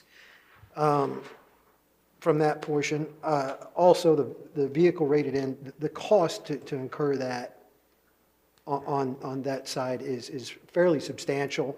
And I understand one way in, one way out, but it's rather costly for what they're talking. And this is a trail, it's not a park. And finally, that Matty Kelly Boulevard connection. I understand that there's the potential that we may want to look at in the future because there will be potential businesses that begin utilizing that once that roadway becomes viable. But I think that's a cost that we need to incur later if we feel that need. So I would like to make the substitute motion. The city approve the 30% concept design with only the recommended number 2, 3, and 5 moments from the joint committee into the 60% and move into the 60% concept design plans. All right, I have a motion on the table for the sub. Do I hear a second? I'll second it for discussion. All right, got a second for the discussion. Up next, Councilman King. Thank you, sir. Yeah, I like the design. I think one of the concerns that I have is that one of the questions I have is for as far as the parking goes. Are we required to have parking? And my initial when we first started talking about this thing, I thought it was a way for walkers and bikers to traverse the city, and like Dory said, it's not a park. This is a trail. What's the point of having parking? And I kind of lean towards what Mr. Gall says about the restrooms. Is our restrooms in this town are point of contention. They're great, but they're a lot of work, and people live in them sometimes. So I'd just like to hear what y'all have to say about that. But I don't see the need for parking. All right, Councilman Schmidt.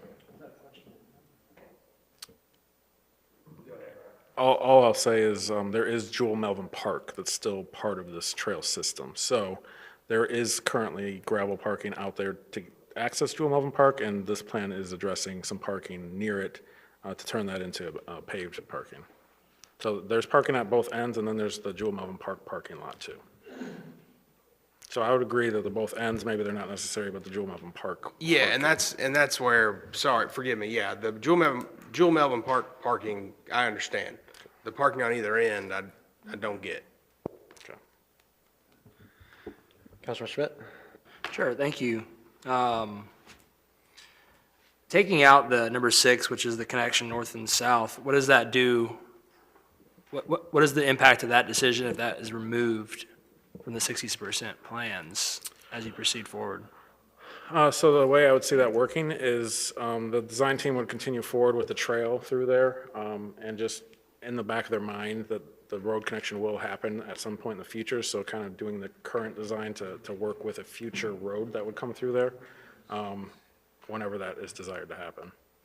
But with this north-south connection being made, if that gets approved tonight, there is that $475,000 change order for the design team to do the engineering design permitting and traffic studies for the two intersections that will be created at 98 and at Airport, and then also if the parking lot's left on the east end, to redo that signalization going into there.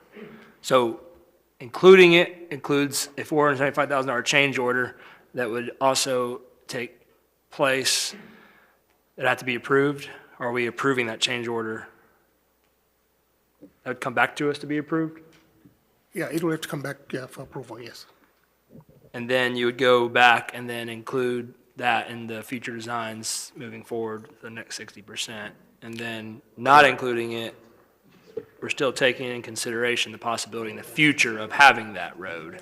We're just not we having won't to- show it, but we'll just make Right. sure the grade's filled up enough to Okay. put in a future road and not have a lot of And changes. then, what's the point of, can you explain the approved FPL will install the lighting? What is that? That was from the committees, that was a recommendation. Michael can correct me if I'm wrong on this, but I believe we pay a monthly lease for lights through FPL, and as part of that lease, they would install and maintain them, so it kind of already happens. Okay. And then, okay. Well, yeah, I'd like to figure out how we can try to best utilize everybody's time and energy and efforts, because we all know that we can always come right back to the table, as we've learned with the Cross Connector for 20 years. So, but I'd like to not be doing that in the future. So if we can figure out how to proceed with the best options and it won't be a major impact to the design, you know, I think we should go. I don't really like the idea of bathrooms, you know, for the purposes that have already been stated. Dog stations, sure, I don't see a problem with that. You know, I do know we have to fill those out, but, you know, yeah, anyways, that's all. Thank you. All right. Councilman Destin? Thank you, Mayor. I haven't attended a whole lot of these workshops and meetings because I don't want to be there as a councilman putting my finger on the scale. The last one I did listen to, the folks that were there felt that this was going to be a walking park and not a road. And so I would support Mr. Giles' attempts to not put in options to turn this into a road. As far as the bathrooms, that's another big expense. The change order, the $475,000, is that a change order just for the engineering? Engineering, design, permitting, there'd be a traffic study at the intersections. So that's just for engineering and not construction. getting things done. Awful lot of money. So I think probably I will support Mr. Giles' motion. Thank you. Councilman Bagby? Yeah, how much right-of-way or easement acquisition do we have to do? Because you mentioned a couple of, we have to go out of the FPL, and we have to get an easement here, right-of-way there. And so how much, can you point out the areas on the long map there? On the Because I long don't map? think people understand, we don't own that. Now, we might have some very generous folks here, and we do in town, that might give us some stuff, but there's some acquisition that isn't captured in our 475,000. So yes, going from 30s and coming back to 60% to Yeah. you all, we do have to negotiate with some of the private property owners to acquire the easements needed to provide the layout as it is now. Including that north-south connector right at the corner where it makes the left turn to go back up. That is the back corner of Big Kahuna. So we have to negotiate to have the access easement in that corner. Moving east from there, there are dips and deviations in the pathway that go outside of the FPL easement, so those would have to go to the property owners to see if we can get some access agreements there. So once this is approved tonight to move forward, if that happens, then we'll start talking to these property owners to see if we can get those access easement or access agreements. On the west side of the north-south connector, I believe the only part that dips out that we need agreement would be from the Twin Lakes Homeowners Association for the little pier that's shown, and then that bypass around the parking lot off of Palm Street. Yeah, so to Mr. Schmidt's point, this is how we get in these repetitive cycles, is because we don't ask the questions of, oh yeah, go to 60%, and then we find out, well, we didn't get 3 of the easements that were in the 30%, so now we got to go back and change the new 30% to incorporate the easements that we did get. I am with the folks that don't want the road, primarily because A, we don't need the road, and that's not how we sold this project. B, this looks like we're making an access paveway for FPL. And if you've ever seen, and I'm not just calling out FPL, Oklahoma Gas does it, every utility does it. They drive into the right-of-way, they rut it, they crack up the sidewalk, and then they just drive off because they're allowed to drive in the right-of-way, and they're going to come down this nice highway that we built and we just spent a boatload of money on, and just drive out into their lines to do maintenance on their towers or their lines or whatever, and then they're going to rut it and they're going to drive back into the nice little road that we built them.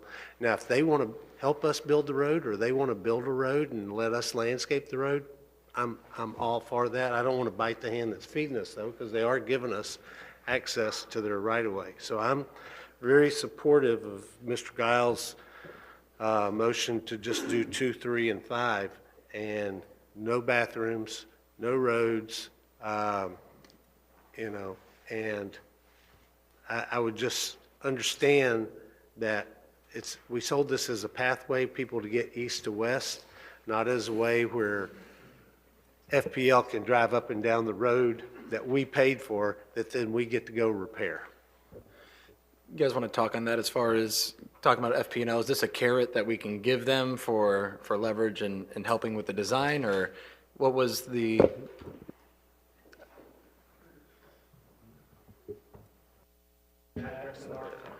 That was a softball question to Levi. Yeah, here we go. So the FPL requires us to provide service access along this path. So however we generate the trail and whatever design it is, they're going to require vehicular access. Additionally, your Public Works, Safety, they've all requested vehicular access as well, because you've got nearly 1.5 miles, 2 miles of travel distance here that they need to have, can you get an ambulance in there? Can you take care of people? So as a way to meet all the layered needs of it, we suggested putting it as a paved park. The asphalt is actually going to be much cheaper than some of the other potential ways that you could do it. The other part of this was about the idea of what the trail was intended for, so that 12 feet width. We did some studies that were about, if you have a bicycle and a family walking, how much space do you need in order to not have any sort of danger or cross impact? So that's how the 12 feet was generated. So there's a layer of process there of how many can we get to where we have one trail that serves all those needs. I agree with you as terms of the damage and the kind of use.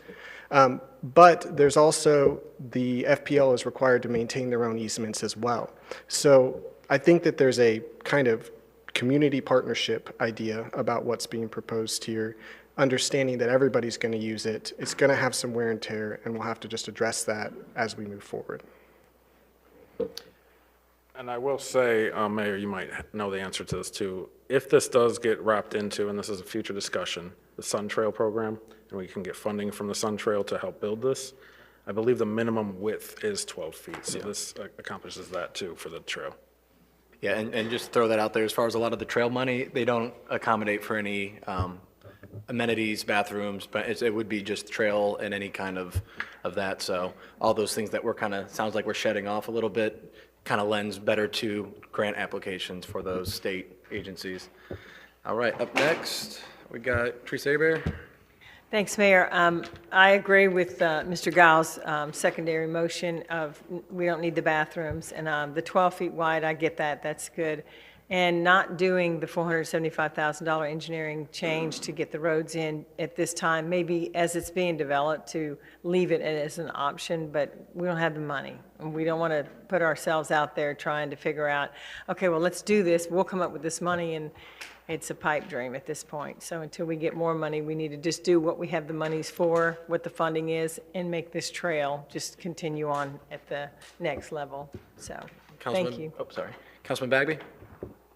Yeah, I didn't ask Mr. Giles to make it part of his motion, but I want to know what our plan is to garner those easements before we get to the 60% solution, because I don't want you coming back and saying, we got the 60% solution, because the first question I'll ask is, so we have all the easements, and y'all go, well, not exactly, then that will just totally light my fuse. So Hopefully it's 4th of July. So it was a strategic effort to say that before we went and asked a private homeowner, what are you going to be giving us an easement for, to actually have something on paper that we could show them that this is the intent. And so there was a good faith kind of part of that. The actual process for securing those easements, I'll pass that over to Ryan, but that was part of the 30% why we haven't done it. And I understand that. I'm good with that. And my goal is when we come back to you all with 60% plans, obviously after taking it through the committees again, we will have the easements in hand that we can get in hand, and the new 60% plans will take all those changes into account. So it might not look exactly like this today, but that's the goal at 60s, is we have at least some written agreements that they will work with us to get this through. Great. Councilman Destin. So when we get to 60% after that, if we need to or required to turn it into vehicle accessible, that still can come in the last phase? Are you referencing the north-south connection? I'm referencing the one that is, let's see if I can get this back up. The bridge, The East End Bridge? the East End Bridge. Over the canal? Yes. So for that one, we need a HOA. I believe an HOA owns that canal. So yes, we need to work through. If we were to get an HOA easement or whatever we need, then we could incorporate that into the design?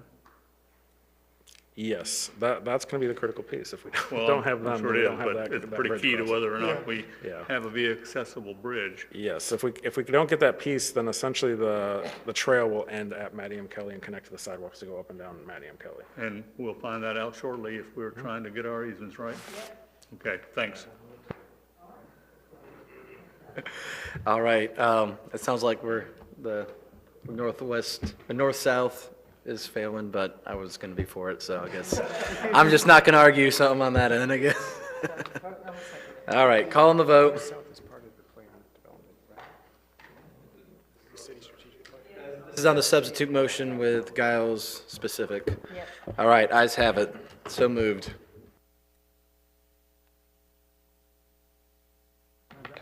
All right. Thank you guys for being here. Appreciate all the time and effort. It looks great. Why so many Yes, fir I- trees in these concepts? I mean, Say what? Why so many fir trees in these concepts? I mean, we are Florida.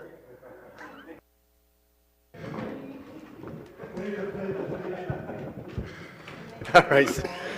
Mr. Zinguzzi. Thank you. Item 4F is an update for the boardwalk under the bridge and also the Stallman 98 intersection study. You asked us to come back and see if we can combine those two studies and see if there's any cost savings associated with that effort. The city engineer has been working on that, and he's got the team of engineers here to walk you through that and see whether there are any savings that could be had. All right. Ryan, take the floor if you got anything. Good evening, Mayor and Council. All right, so at a previous meeting, I think it was the last one or the one before, we voted to kind of untable the boardwalk under the bridge, and then it was asked that we come back with the design professionals with a concept of how we want to kind of move forward to extend the boardwalk under the bridge. And then also, since they're doing the PD&E study and the Stallman intersection study and doing this already, see if we can combine the two contracts to kind of have some cost savings. So I have Baskerville Donovan with me tonight. They have their little concept to explain. And then we're looking to see if we're on the right path to bring back in a future meeting the new contract with them that combines the two, plus the new additional scope now that we have the one harbor parcel, because the seawall needs to be redone, and the boardwalk obviously has to extend along the whole frontage now, which was never part of the previous scope. So Baskerville. Thank you. Thank you, Mayor. Thank you, Council. We've got a slide here showing a concept of our pedestrian path. Basically, we would come in off the road with an asphalt path and we did run some preliminary calculations to make sure we have ADA compliance. That would come south to the water's edge, and then we would transition into a concrete section with a new seawall, railings. We thought about maybe a knee wall of some sort for people to sit on, 12-foot wide. That would then head toward the Marler Bridge there into a little promenade area for, maneuverability for pedestrians or, whatever is out there. Maybe they could, realign themselves in that little area. And then we would transition into a prefabricated boardwalk, basically. Very early discussions we had with DOT. They were concerned about maintenance under that bridge. We thought maybe that if we had a system that could be unbolted and removed where they could do their maintenance and then put back in place would be a good idea. And then reconnect at the boardwalk. The next slide would basically show circulation paths for pedestrians of how do we get individuals to utilize the path. So in essence, we want to take both of those projects that we're under contract for and combine them into a design of the pedestrian underpass, which would include the wall, and then take a look at how do we invite pedestrians to utilize that boardwalk. We did a preliminary section view of what it would look like along the water. This is, very high level stuff here, just kind of food for thought. That'd be a concrete section with a knee wall on the right-hand side, railing on the left. We'd propose to rebuild a wall in front of the existing wall under a maintenance activity, which would forego a huge permitting effort. And this is something we've done at the Community Maritime Park here, very much a food for thought slide. It shows a wide pedestrian path with a knee wall and railings along Community Maritime Park. And then you guys have these in your backup, the scopes for both of the projects we're under contract for. And we put together a list of items that we thought might be additional. So what we'd like to do is to go back and take both of those projects, see where there's overlap in those, and then come back with a new scope that would incorporate both projects under, the scenario that we presented. All right. And I'll take any questions. Perfect. All right, up first, Councilwoman Abear. Thanks, Mayor. I'm just going to make the motion to move the city council direct city manager to negotiate with Bakersfield Donovan, Inc. and bring back a revised contract that combined the PD&E study and the One Harbor Walk Boardwalk Extension Project into one contract for a future city council meeting. I have a motion and a second. Up next for discussion, Councilman Schmidt. Thank you. Thank you for being here tonight. I also want to thank staff and you guys, for everybody, for coming back and, staff for bringing y'all back and starting the conversations and doing things that the council has asked. It's very nice to see that. One, can that design that you may bring back, will that take into consideration regardless of what will be built at that property? This pathway isn't going to be affected by whatever that would potentially be with SRS contract that we're now working on, all this stuff. Well, one of the considerations, and that's why it kind of skirts the sides marina property there and then runs directly along the water, is so we could leave, the best and highest use for the rest of the property. Great, that's good to know. And I love the idea under the bridge, and I appreciate you for Art or whoever for already just preliminary talks with DOT and just things like that. So thank you very much. Councilman Destin. Thank you, Mayor, and I support the motion to see if we can combine the two and see where we might be able to have some overlay and some save. I did want to ask you one thing tonight, now that we have here, the last meeting that I attended with the city engineer and Ms. Kopp and Mr. Zingasi. I hope I'm saying that right. Louis, you'll just have to hit me after the meeting. Zunguzi. We talked about what we could do that would be timely. And there was an intersection, and because we included Solomon intersection in our discussions, there was an intersection in Gulf Breeze, I believe, where they were using some kind of innovative traffic control. We were going to go over and talk to them about that and to see if that was something we could put in this one. Did we ever do that? We talked about it preliminarily it's on Pensacola Beach at the intersection there. They basically have on staff someone monitoring that intersection on the weekends and off Remotely, I hours, guess? and they can remotely, adjust those lights as they need to.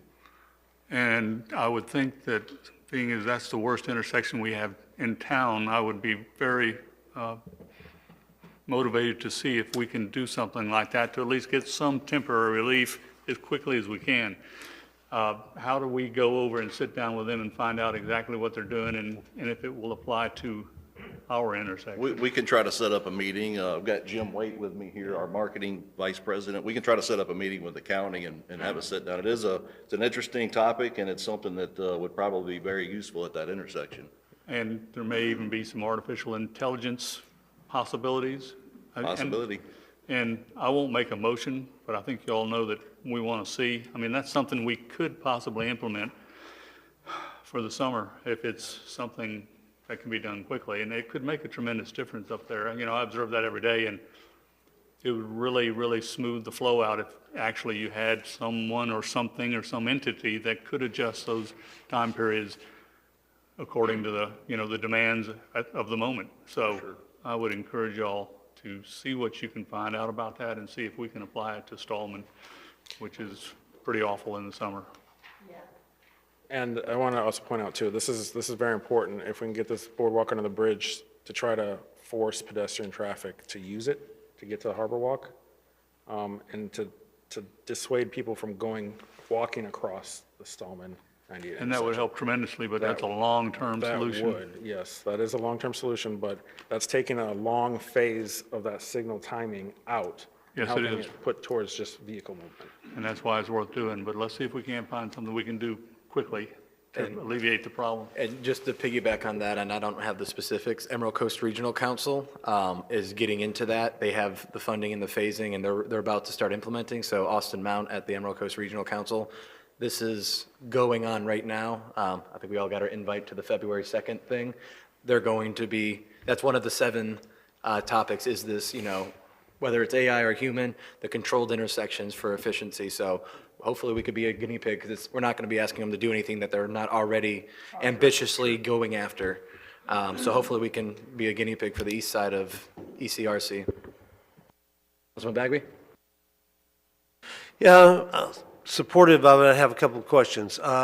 Lighting under the bridge or lighting along the boardwalk,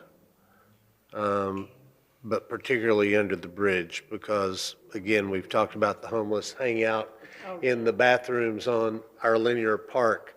That's like a magnet of magnets under there. So I'm just trying to figure out what's the lighting plan? And I know we're preliminary, but what are we thinking about for the lighting plan? It's not really something we've thought a lot about. We will consider it in our design, and it'll be a discussion with DOT. It's it's their bridge. They maintain that area underneath it, so we'll have to coordinate with them. It can certainly be done. And a piggyback on that would be cameras or security, you can call it either one, but probably some cameras that, where the sheriff's department can, when there's a group of 20 people hanging out under the bridge, probably not what we want after we put all our money into this. And then the rating of the bridge, that, it's innovative, that's a good idea, it's kind of interesting. What's the rating, load rating of that bridge do you see? We haven't gotten that deep into it. I mean, it'll certainly be traffic rated for, LSVs or whatever you guys want to run back and forth on there. We need to have some ability to get some kind of emergency vehicle down there to get people back and forth. So it'll have to be traffic rated. That's a good segue, because that, you want to get people from those parking lots to use that. You get a couple of 8-packs or 12-pack LSVs, and you say, we're going to run you over to at least the right-of-way line and drop you off on the harbor at the Festive Marketplace, and you can knock yourself out and just run back and forth. During the summer, I'm not talking all year, obviously. And then my last question, Ryan, were you able to find out if the owners of the southern property are going to fix their boardwalk and that access point?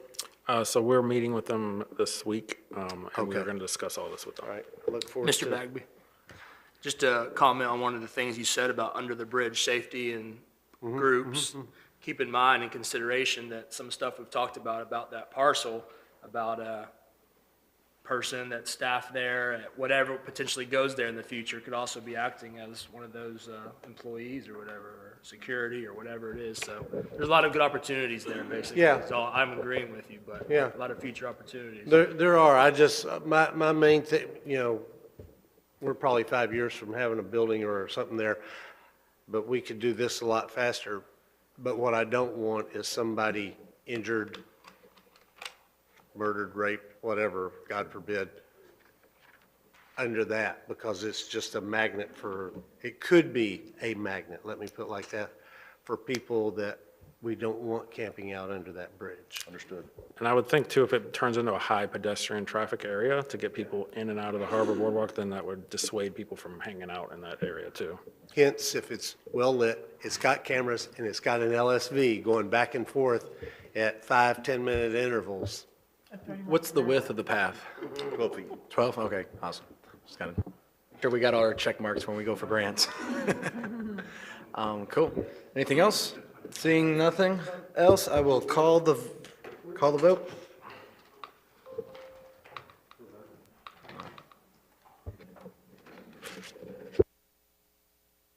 All right, ayes have it, so moved. Thank you. Awesome, thank you guys so much. All right. No, we can't. All right, we're gonna do a 5-minute break.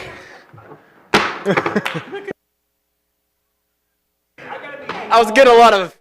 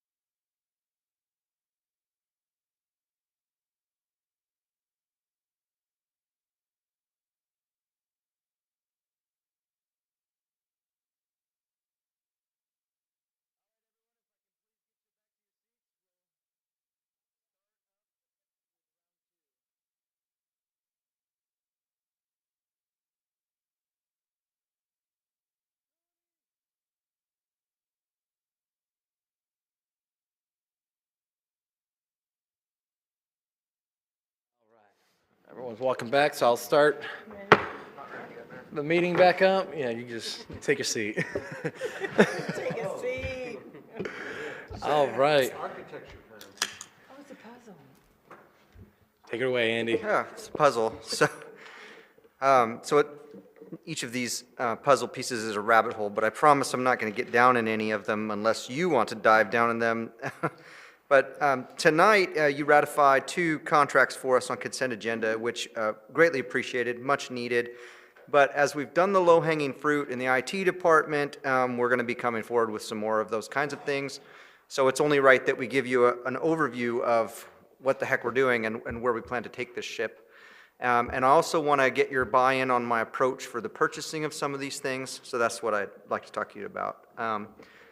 So I'm calling this a heat map, something Councilor Bagby talked about the last time we spoke in December, that he would like to see an overview of all of the modules and how they interact and where they are. Now this is simplified, but what I'm trying to show here is where the pain points are. The idea here is that you can get a good sense of, as we go step by step, how it's my hope that we can start to cool this whole thing off. So the problem statement is, how do I fix these hot spots without placing the city in a bad position, either with a vendor or with bad code or with bad processes or processes people will reject? And also, how can I do it without delay? I don't want to wait 6 months and then suddenly replace half of it or something like that, and just make no progress. I would like to make incremental steps. That's how I would like to solve it. So how I think this could go, assuming I have buy-in.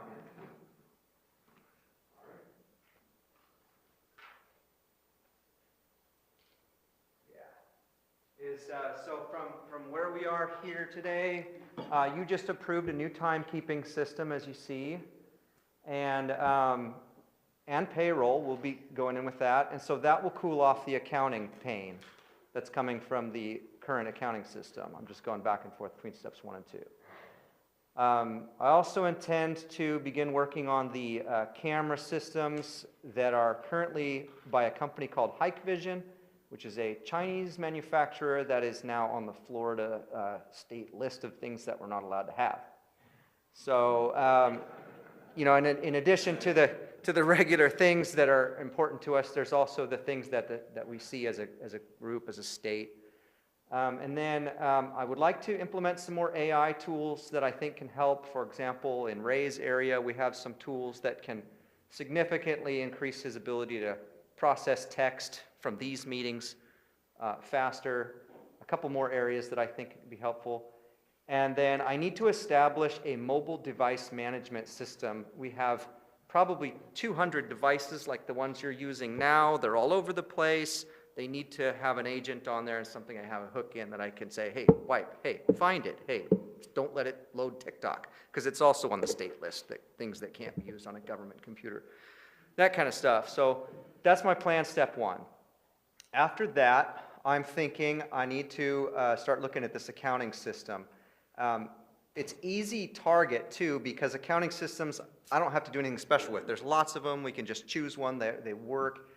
And that should also cool the asset management off. Right now, we've got Crystal's group doing significant manual processes there with asset management. We have problems with the depreciation not calculating correctly. I know that seems odd in a system, but there's something wrong with it. So that's step 2. And then also in step 2, we're having problems in Public Works group with the work order asset management stuff that we moved to this last year. We just need to roll back to what they were doing before and get that working again.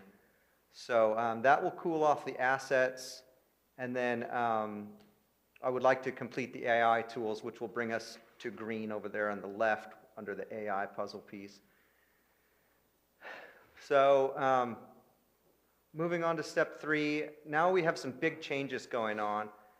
What I would like to do is start to move the rest of these, and we're already in the process of doing this, but move the rest of our on-site servers off into I'm going to use the word cloud, but I don't mean cloud like our licensing and permitting or a vendor who's going to do everything for you. I mean hosted computers that are safer than ours on site that are going to be hit by the 12-foot wave if it ever comes by, God forbid. I can do this actually cheaper than running them on site, I believe. Crystal and I have done some of the analysis. She's more confident than I am, but we do think we can get this work done cheaper. We also will have we have problems with the some of the backup technology and things like that. So as we move into the cloud there, we will have much better backups and that sort of thing. Basically, if the wave comes through, as soon as the internet comes back up, we'll be fully back up and running. You'll also see the public records puzzle piece changing a little bit. That's in Ray's area. It's happening behind the scenes. I need to work on that so that the public has a little bit better access to the public records. Finally finish the Hike Vision and get rid of the big Barracuda backup machines that we have here, saving costs. And then during this whole process, we need to be already looking at what might happen here if we have trouble with Tyler Technologies still. We discussed that in December. Now they're coming out on their dime beginning of February 7th, 8th, and 9th, to be boots on the ground, and they're supposed to help us unwind what's going on with that system. I would love it if they just fixed it and it worked and we had no more problems. Even if they do, we still have some hurdles to climb, including long-term costs. That whole thing is funded with ARPA, and we're not quite sure how that funding is going to work out after ARPA money runs out. But if they fix it, they fix it. If they don't, though, nobody goes into anything without a plan B, you know. So we will be ready at this stage, stage 5, to begin either bringing in another company or, as we discussed in last meeting, rolling to in-house solutions. That will cool off the public portal, because if you see, it goes from the right side of the screen, public portal, it goes up to the left side with the public records, because it will be running on our own servers then. And then everything else will start to cool off, although I'm saying it's yellow as we give our solutions out, because they're going to have problems at first. But as you can see, we plan to prioritize the public, and they go down from, well, I think, yeah, they go over there to that touch point. And then the final step would be to finish up those solutions and connect it over here to the accounting system. If you remember it, right now it's disconnected from the accounting system, which causes additional problems. So the new solution would be connected with the accounting system so that licenses, permits, and all that come through the general ledger like they're supposed to without additional entry. There's a lot of ways to fix this whole heat map. I'm sure another IT person would have other ideas. This is my best thinking on the topic. I'm open to your suggestions at any point, at any point. Awesome. Thank you for listening. All right, Councilwoman Aber. I move to direct the city manager to proceed with the ongoing improvements to the IT ecosystem, making use of cooperative purchasing or piggybacking where possible to streamline procurement and improve implementation timelines. Motion is second. Up first, Councilman Bagby. I was going to second, but Andy, thank you for, and as we discussed today, in about 6 weeks, 8 weeks, I'll sit down with you and Crystal whenever she gets back and has had some time to reacclimate. He's put a lot of thought into this, and this is the stuff that's not sexy about operating a city. You know, strategic planning. It's not, oh, look at the new sidewalk, or we cut a ribbon on a new parcel down on the harbor. But this is the stuff that makes us function. My concerns are, as we discussed, the linkage to finance, because, and I want y'all to show me the life cycle, and Jamie, I asked that you be at that meeting also when I was talking to Andy and Lewis, was from the time a staff member clocks in to the time that check hits their account. So that incorporates their PTO, their sick time, any, you know, donation of time that they might have gotten, because what I don't want to do is, well, it's all automated except for these 8 steps, and then somebody's got to do this manually, or somebody's got to do a piece of paper or whatever, so I just want to see the system. And the other thing I would ask you to look at before we sit down is, not entirely, but primarily, we fix our stuff, our internal stuff first, which I understand why, but the things that are outward facing to the public are the last things. And if there's some way to simultaneously work on our internal processes, payroll, finance, things like that, with our external processes, how I see where my building permit is, or how Marcy looks up and sees that we don't have a building permit on that property or whatever. Yeah, I'm thinking about you. You know, those external facing. And then on the code enforcement, we've talked about this before, but I think I talked with the code enforcement folks, and Lance was, you know, Rosemary 10 years ago, more than 10 years ago, 15 years ago, had a little iPad where you just walked around, you took a picture, it automatically populated the form, it populated your location because it had the GPS, and you sent it to the office, and the young lady in the office hit print, you know, made sure the information was correct, that that was the owner of that property, hit print, and the letter went off to the homeowner of fix your gate or fix your window or whatever. And we've got to get to that level of fidelity where we make everybody's jobs easier. So I appreciate the thought that you put in this. I appreciate, you know, it's a visual where everybody can understand it, but now let's execute it. All right, Councilman Destin. Well, I suppose my comment is a lot like Tim's, and I'm going to support your path forward, but I've not gotten a single complaint about time clocks or accounting from the people I work for who are the citizens. I've got an awful lot of complaints about step 5, permitting. I don't suppose you've tried to buy a business license in the last 6 months. I have, and we need to fix that because that's what the folks that I work for care about. I want to help you fix the other ones because I know that's an internal problem for you, but let's not delay or forget the outside connections because that's where I get to listen to it every other day. Yep, I hear you, and Louis has already instructed me, hey, Andy, focus on the public-facing stuff, so. Where are you going on that other day? I want to join. Councilman Guile. Thank you, sir. This is a request to the council and potentially staff, just a question on my part. I have a background in working with software companies and development for end user. I also have contracting licenses where I use that interface. I would respectfully request that council allow me to be involved in this at some level, whether it's legislative sponsor or just being there as an end user, making recommendations on all the faults that I've seen with the software. But I don't want to overstep any boundaries in doing this, so I'm asking this council at what capacity you feel it would be appropriate. Yeah, I would suggest subject matter expert as the end user. So, as you know, we're already thinking about what's going to happen if we have to roll out our own code, and we're in the process just in case. So I think now is the time I could reach out to you and get what we call user stories together. You know, you've been involved, and we can start running Agile on making sure that we include all those things. That would be wonderful. Thank you. Thank you, sir. I would support your participation. Do you need a motion? We could make a motion to have him be the... Be a legislative sponsor? Yeah, well, or he could be the council liaison to RIT. I'll make that motion. I'll second it. Mr. Mayor, we have a current motion on the floor right now, so we dispense of that first, or? Yeah, let's see. Well, okay, so. All right, I don't see any further discussion on the puzzle pieces, so we'll vote on the puzzle pieces. Sorry for the oversimplification.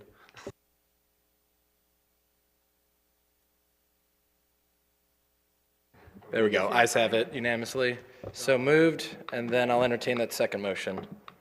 So we have the motion in a second. And, yes. Seeing no further discussion, calling the... Yep. Just so I understand, I don't mind and being the legislative sponsor, I'm just trying, is it an architecture issue, or is it a software issue? Is it a hardware issue? Is it, you know, when you say, I'm gonna help, in what capacity, I guess, just so, because, you know, all of us want to help, but I don't want to step on your toes, or, you know, the last thing I want is,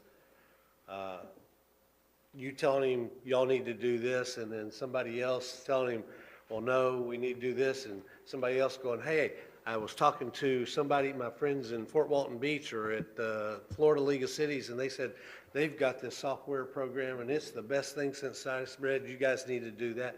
You know, so I'm just trying to make sure we don't overwhelm. What do you see the legislative sponsor, because there's not a lot of legislation here, I guess. That's, you know, it's not like planning or something like that. That's why I said it's your recommendation, and I wasn't sure that would be the right title, but as an end user, the pinch points that we find as an end user while utilizing the software, not dictating to anyone, because that wouldn't be my role or responsibility on the path that we move, but showing, one, I have pulled permits throughout the entire state of Florida and various other capacities, municipalities, and other software systems. I know how the software should function easily for the end user. I've seen it in several different instances.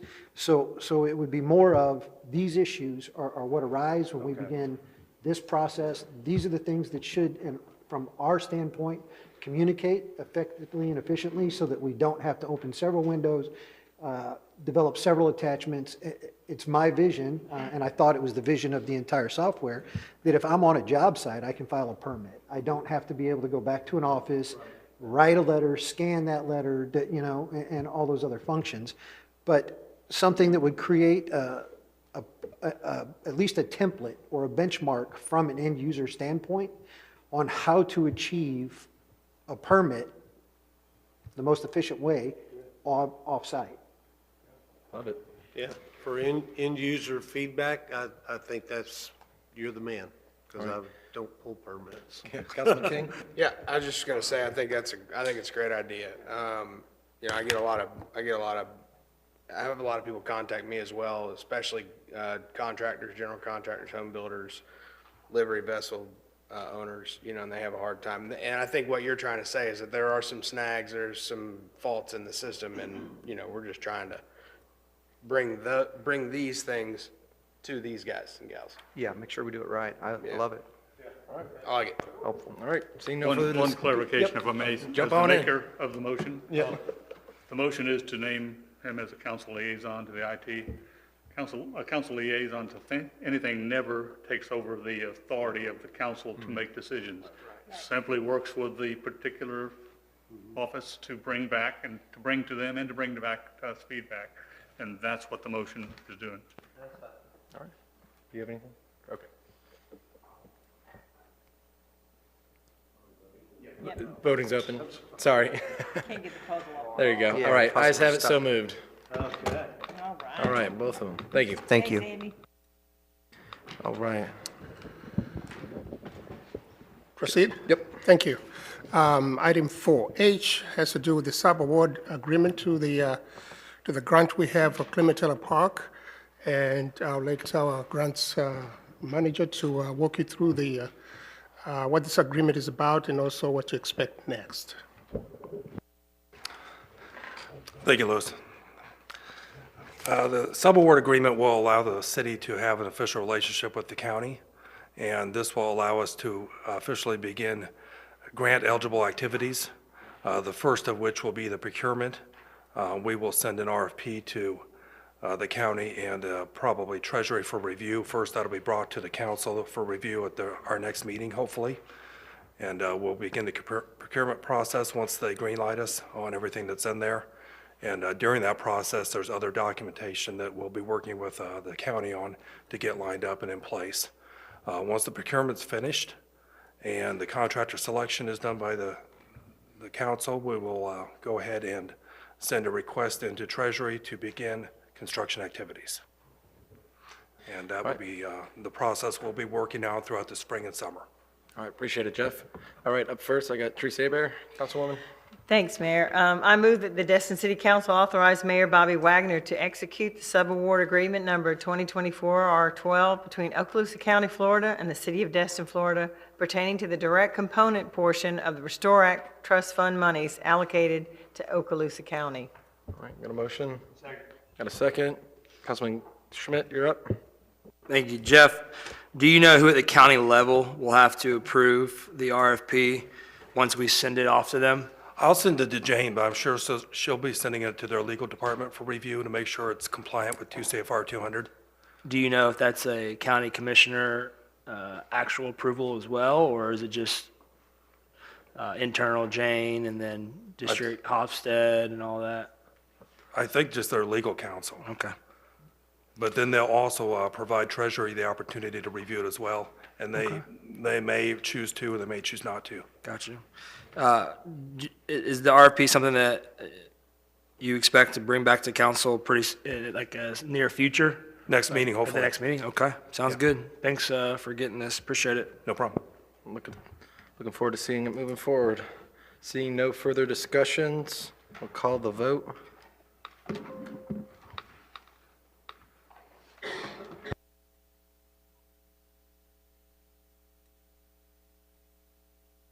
Jim, confirm. There you go. All right, ayes have it, so moved. Item 4I is an update on the city manager search, and our HR director is here to give you an update. Yes, thank you. To date, we have 23 candidates so far, 0 internal applicants at this point. I've fully reviewed 11 of the applications, and they're all fully qualified. So I'll be reviewing the rest of them this week. And then our city attorney has put together a timeline for when we'll be meeting with the committee members. So how that's going to look, the position will close out February 8th, and then she and I will review all the applications for the minimum qualifications, and then we'll forward the resumes to the committee members. They'll have about 14 days to review them, and then in March, we'll start meeting with the committee to review applications together and to start scheduling interviews with the candidates. And then we're hoping to have everything completed by early May.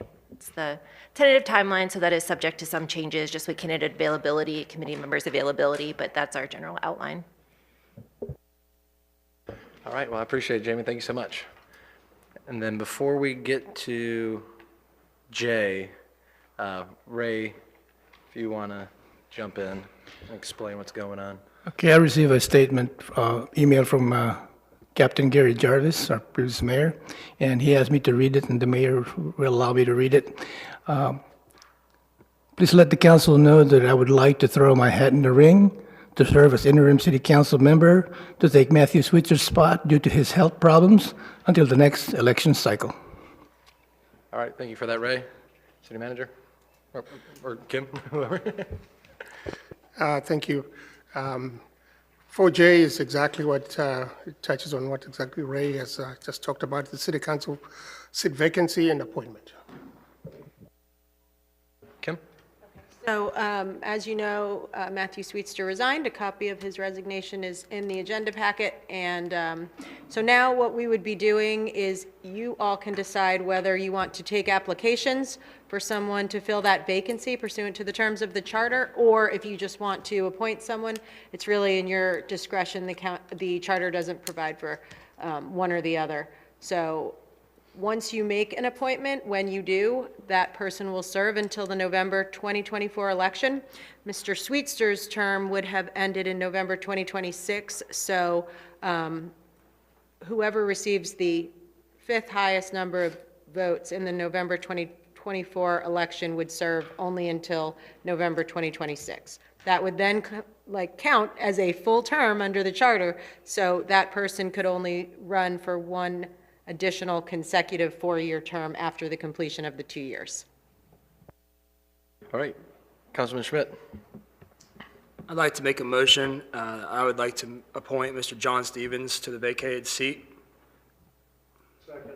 All right. And I would like to add, if I could, Mr. Wagner, I just wanted to speak a few words of support for John, and I appreciate all the others that have also sent in their recommendations are not,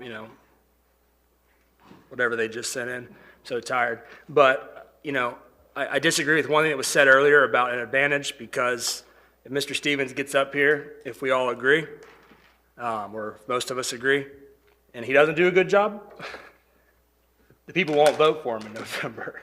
So does it help him to get ahead of others maybe for the election? Sure, but there's going to be an election coming up soon, and I imagine maybe some of us will be running as well. So I think he'll do an amazing job. He's shown nothing but energy and passion for this city and everybody in it. And if he can get up here on this seat and start taking action and helping us to continue pushing forward on some things, I am all about it. And everybody else that has wanting to do this as well, I love all of them as well. I think they would do an okay job too, but I'm all for Mr. Stevens tonight. Agreed. Up next, Councilman Bagby. Yeah, there's multiple ways we can go. We can have people submit letters of interest or their resumes or whatever, applications, some form, fill out some form. I think we've done it that way before. We've also just appointed people from up here before. I know we've done it that way, and I understand Mr. Braden's argument, and it was the same argument that they used when before our special election, Mr. Mayor, and they put Chatham in, and I thought Chatham would have been a great pick. I disagree in this instance with Mr. Braden because I don't think it gives an advantage. I do believe it gives an advantage because you get visibility, you get name recognition, you get to go get your picture taken every time the mayor cuts a ribbon or whatever, or hands out coins to little kids. And but there's going to be 5 seats that are filled. I mean 5, not 3, not 4, 5. And so if we can, I hope we can get 5 people to run, which was about the only reason I voted for the healthcare thing. Was I agreed with Mr. Destin that we got to do something to induce people to run. And now with the Form 6, we're just kind of going in the other direction because anybody with any means, their wife won't let them. I'm sorry, babe, I didn't mean that. Or husband. Their spouse won't. But with 5, it's not going to make that much difference. My only concern would be if we appoint somebody and they're the 5th, well, their term, is that 2 years and then the 6 years, and that limits it. And so if that would be my concern. But yeah, I'm fine with John. He's here almost every meeting. He's engaged, and I think he's willing to meet with the staff, do the training, and broaden his horizons a little bit other than the harbor and, boats and things like that, which he is probably more, I know he's more knowledgeable than I'll ever be on that subject, but hopefully he will be a great one, and yeah, I'm supportive. All right, Councilman King. Thank you, sir. Yeah, I think John would be a great asset to our to this city council. I think that, where I was kind of going into this is finding out that Mayor Jarvis was interested. I don't know that he has any interest in, I don't know. I think that I'm kind of going into this conversation, I'm a little bit on the fence as to what the right thing to do is. Does it give John an advantage in the upcoming election? Maybe. I don't know. I'm torn. I like both of these guys. So, anyways, that's all I've got. All right, Councilman Guile. One thing I want you all to be aware is now I have a luxury booth. And I'm not so sure I want to give that up. No. I don't want to give away my tiebreaker vote. I'm just joking. I've made this comment several times in the past. John is probably the one person in this entire city that gives more than anybody else. He volunteers his equipment at no cost for sampling in the harbor. He's at so many committees, he's in so many councilman meetings. I don't think that anybody's more deserving of the opportunity. One thing, since you brought up committees, if anyone that is on a committee that becomes a council member will have to resign, including city manager committee and any other harbor advisor boards, all of that. All right. Councilwoman Abear. Thanks, Mayor. I just wanted to throw my support in for John as well. And on the committees involved, CARES, he's here. He has been at every meeting for the last, it feels like a couple of years. So I know he knows all the issues that we're covering. It's not like he's got to play catch up.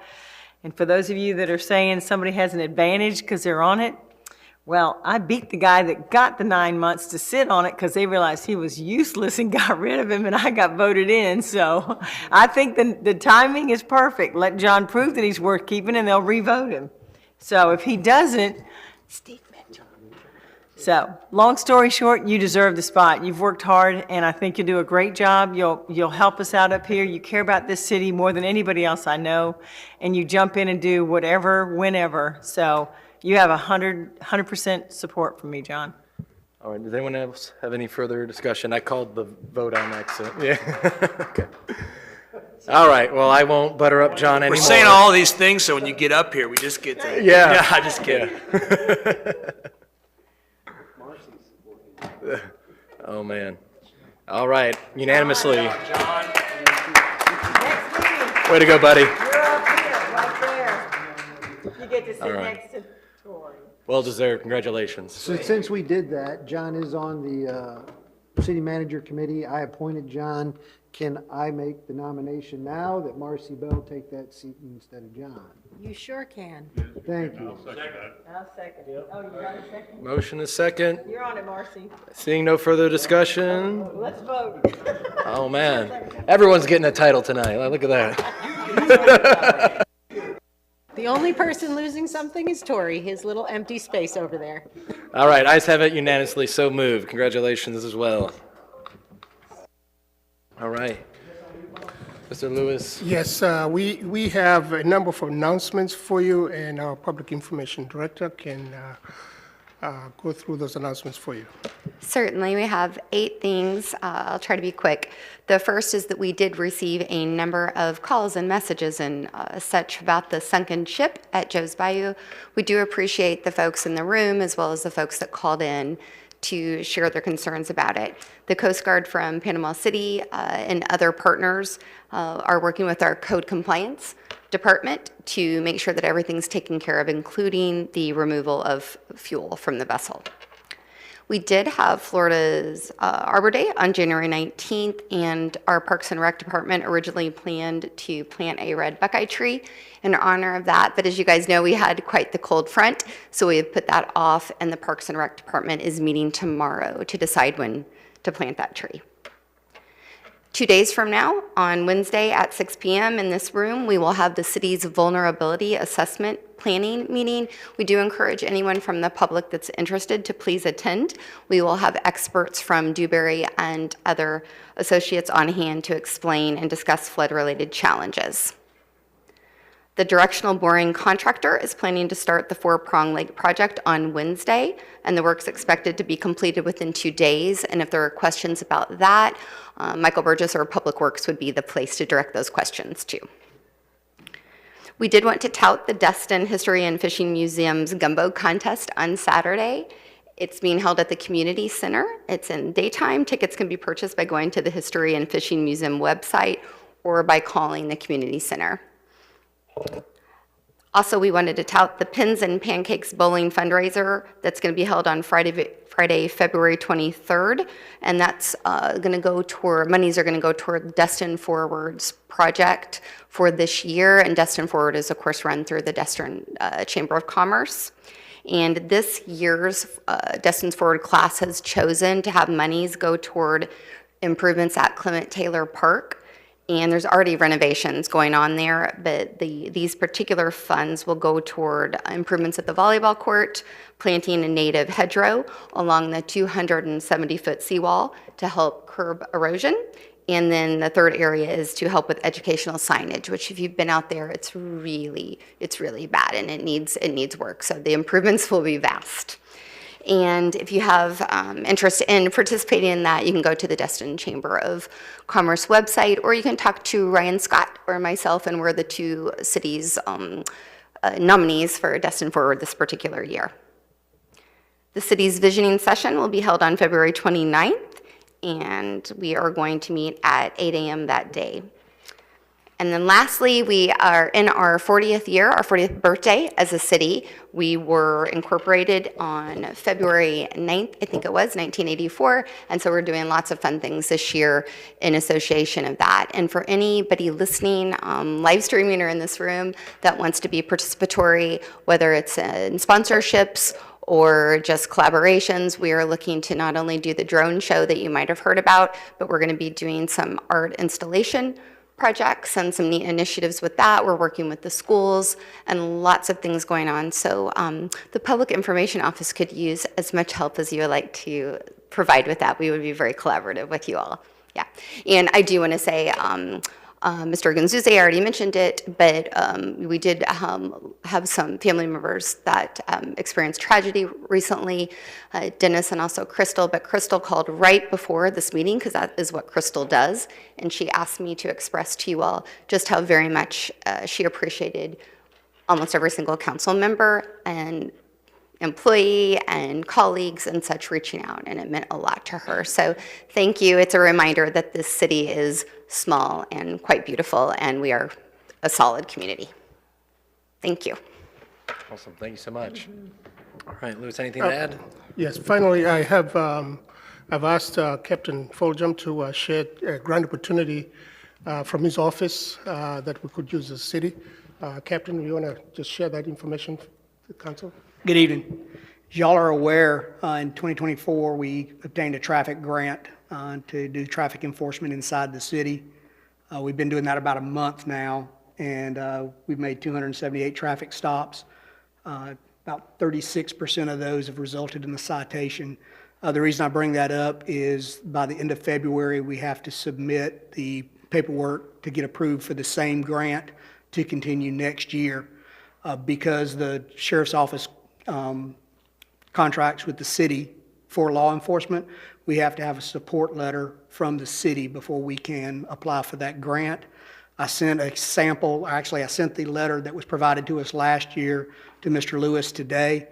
And I made a suggestion that, because that letter says that it's for the enforcement of aggressive driving, and the grant's actually for the enforcement of speed and aggressive driving.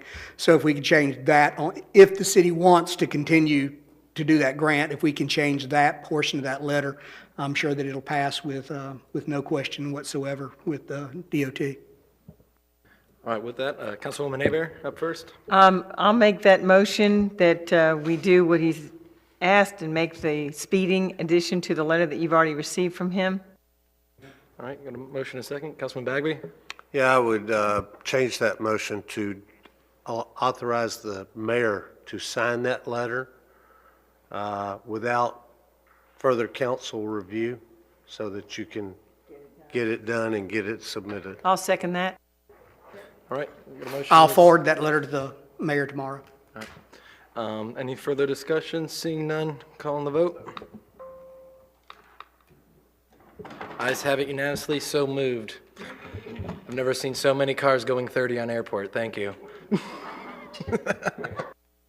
I do have to say that got quite a bit of attention this weekend. You had literally back-to-back cars. That's my husband came home and goes, "Oh my God, what are y'all doing with the sheriff? They've got everybody pulled over on airport." I said, "Oh, we got them active. Thank you." It caused quite a stir. Awesome. All right, Mr. Zunguze, anything else? Thank you. All right, thank you so much. 5A.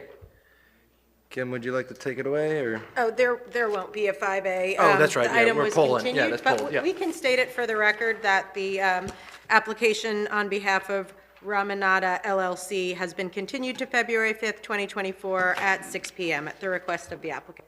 Awesome, thank you so much. All right, moving along. Mayor, Yes. if I may ask the city attorney, we do not need to republish or re-advertise this item. It's already been advertised for today, but we're going to continue it, so. That's correct, and that's why we did a time and date certain. There's been some new legislation on that that we can talk about, but it might be safer to advertise it anyway. But for the public, it will be heard on February 5th. All right, thank you. All right, moving along to comments, presentations. 6B, Councilman Guile. Thank you. Taking into consideration Councilman Bagby's request during the Lands Council meeting, however, there are some things that I do want to make note. I will not go over the entire list moving forward, but if a citizen has asked me about a specific project, I will bring up that specific project because ultimately that's who I work for. So the only project currently that I've been berated about this past week, or a couple weeks, was the dredging operation. So can I please get an update on the dredging operation? So I was given from an engineering firm an estimate as to what we can expect the cost to come back at. I reached out to 5 different contractors to try to get better numbers to bring back for budgeting discussions. Only one's gotten back to me so far, so I'm trying to track down at least 2 more, so we have 3 to look at. But that one that came back is higher than the original estimate. So just trying to track down and kind of narrow down how much we should budget for and then come back to you all for discussion. All right, so you're seeing that contractors just aren't replying with a bid, and the ones that are just fairly... We've been playing phone tag with a couple. Some that I've actually talked to said they will get back to me. They have not yet. Thank you, sir, I appreciate that. That's all for me. All right, thank you so much. Councilmember Destin. Nothing tonight, Mayor. All right, Councilmember Bagby. Nothing tonight, Mayor. Councilwoman Aber. Nothing for me either. Oh my God, you're going to make Kevin win this. Councilmember King. Just a few things. There you go. You just take your time. You can take as long as you need. Nothing? All right, you good? All right, Councilman Schmidt. Mr. Mayor, I would ask if maybe you could bring us back in the future some conversation about surtax infrastructure funding and projects, things like that. If you could put that. Awesome. Thank you so much. That came from, the county just got done with their annual report, and so Lewis now has one of these, and they are interested in trying to find some good projects for us, so I think we just got to put our heads together and get a list back over to the county. Cool. All right, that was the only thing I was going to talk about, was just that annual report, so thank you. And that's about all I have. City Attorney. One item, the Form 6, I think you all know that it is due by July 1st, and it requires additional information about your finances and assets compared to Form 1, the prior form you filled out. So there's been a statewide movement of sorts where council members have been resigning because they don't want to provide personal information like that about their finances. Some don't mind and some do. But because of that, there's a law firm out of South Florida that is bringing a lawsuit based on privacy and freedom of speech concerns. And that lawsuit will likely take some time. I don't know when the court will decide. It will probably not be before July 1st. But because of that, the law firm will also likely be trying to get an injunction from the court for any cities that participate in the lawsuit. So the question is, does the city want to pay a flat fee to a law firm out of South Florida? I am not affiliated with this firm. It's $10,000 to that firm, and if you do it, you will join with at least 10 other cities. I'm not sure of the exact number to date, but they have 10 in that litigation. You may or may not obtain an injunction out of it by July 1st so that you would not, potentially would not have to fill out the form. All right, thank you. Councilman Destin, you're up first. Well, I was going to ask a question about the fines that are associated with the form we fill out now. Do you know if there's a 45-day grace period? Is that included in this legislation that our fine friends in the state legislature have put upon us? I'm not sure about that offhand. I can check. Do you know, Ray? We can find out. Okay, find out the answer to that. As to the 10,000, I will make a motion that we join in. You know, judges, police officers, many service people who do government work, they don't even have to put their address down, and that's rightfully so. But this Form 6 is pretty onerous, and I would love to see that overturned. I'll second that motion. Got a motion and a second. Councilman Bagby? Oh, I'm sorry, Councilwoman Aber, I had you up first. I was just going to clarify that, don't we have that 10,000 in council contingency funds? You do. Thank you. All right, Councilman Bagby? Yeah, I just want to make sure we knew where it was coming from, A. Our money. Yeah, our money. B, when you're doing the research on the extension, also the fine, I believe it used to be $1,500, a maximum of $1,500 if you, Yeah, for a whole year. for a whole year, if you just decided not to file. I'd like to know what the fine is, just for future reference. Hey, I'm not putting my wife would pay that. Surely surely you can fill out a Form 1 still, like you have in the past, right? To send in. No. You have to fill They out. won't even accept a form. I mean, No. I understand this. I understand what's going Yeah. on here. What I'm saying is, give them your Form 1 like you normally would. Wait 7 months for Whatever you want. Yeah, I mean, no, because if you don't turn in the Form 6 you're right, there used to be a grace period. I don't know if there's a grace period now, which some people would make full use of. Not mentioning any names. But I just want to know what the penalties are. And yeah, I would hope that the legislature would have a glitch bill, particularly for city council members and mayors who are not paid. I get it if you're making $200,000 in Miami or something, and you're dealing with billion-dollar contracts. We're not, and everybody gives their time up here, and to fill that out requires a CPA and an attorney, which I don't want to pay for. I think $1,500 is easier than paying the CPA and the attorney, to be honest. All right, seeing no further discussions, I have a vote or motion on the table, calling the vote. All right, ayes have it, so moved. All right, anything else, Kim?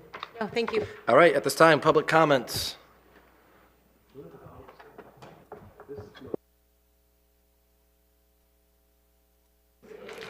Hey, well, I just wanted to let y'all know that I appreciate your proclamation that you did today. I am the grandmother of a heart problem that I spent almost a large portion of 7 weeks in ICU in Atlanta. The other thing you need to know is that the American Legion Auxiliary does collect those pop tabs, and I didn't know if you had a way to distribute them. You said everybody collect them, but we never said where to send them, so I was just going to tell you that you can drop them off at the American Legion on Main Street, and we'll make sure they get down to the Ronald McDonald House. It is a project of ours that we've done for many years. So, Fantastic. That would be phenomenal. We're going to set up boxes at the community center and City Hall and Annex as well. Okay, when those boxes get full, let us know, Thank you so much. because we have regular routes, you know, that we go through. We'll absolutely partner with you guys, thank you. So, anyway, thanks a lot. Absolutely. We didn't beat them in the rowing contest, but we're going to get them on these pop tops. We have no athleticism. We've got to go with brains. Anyone else, public comments? Yeah, I know. All right, closing public comments, and the meeting is adjourned.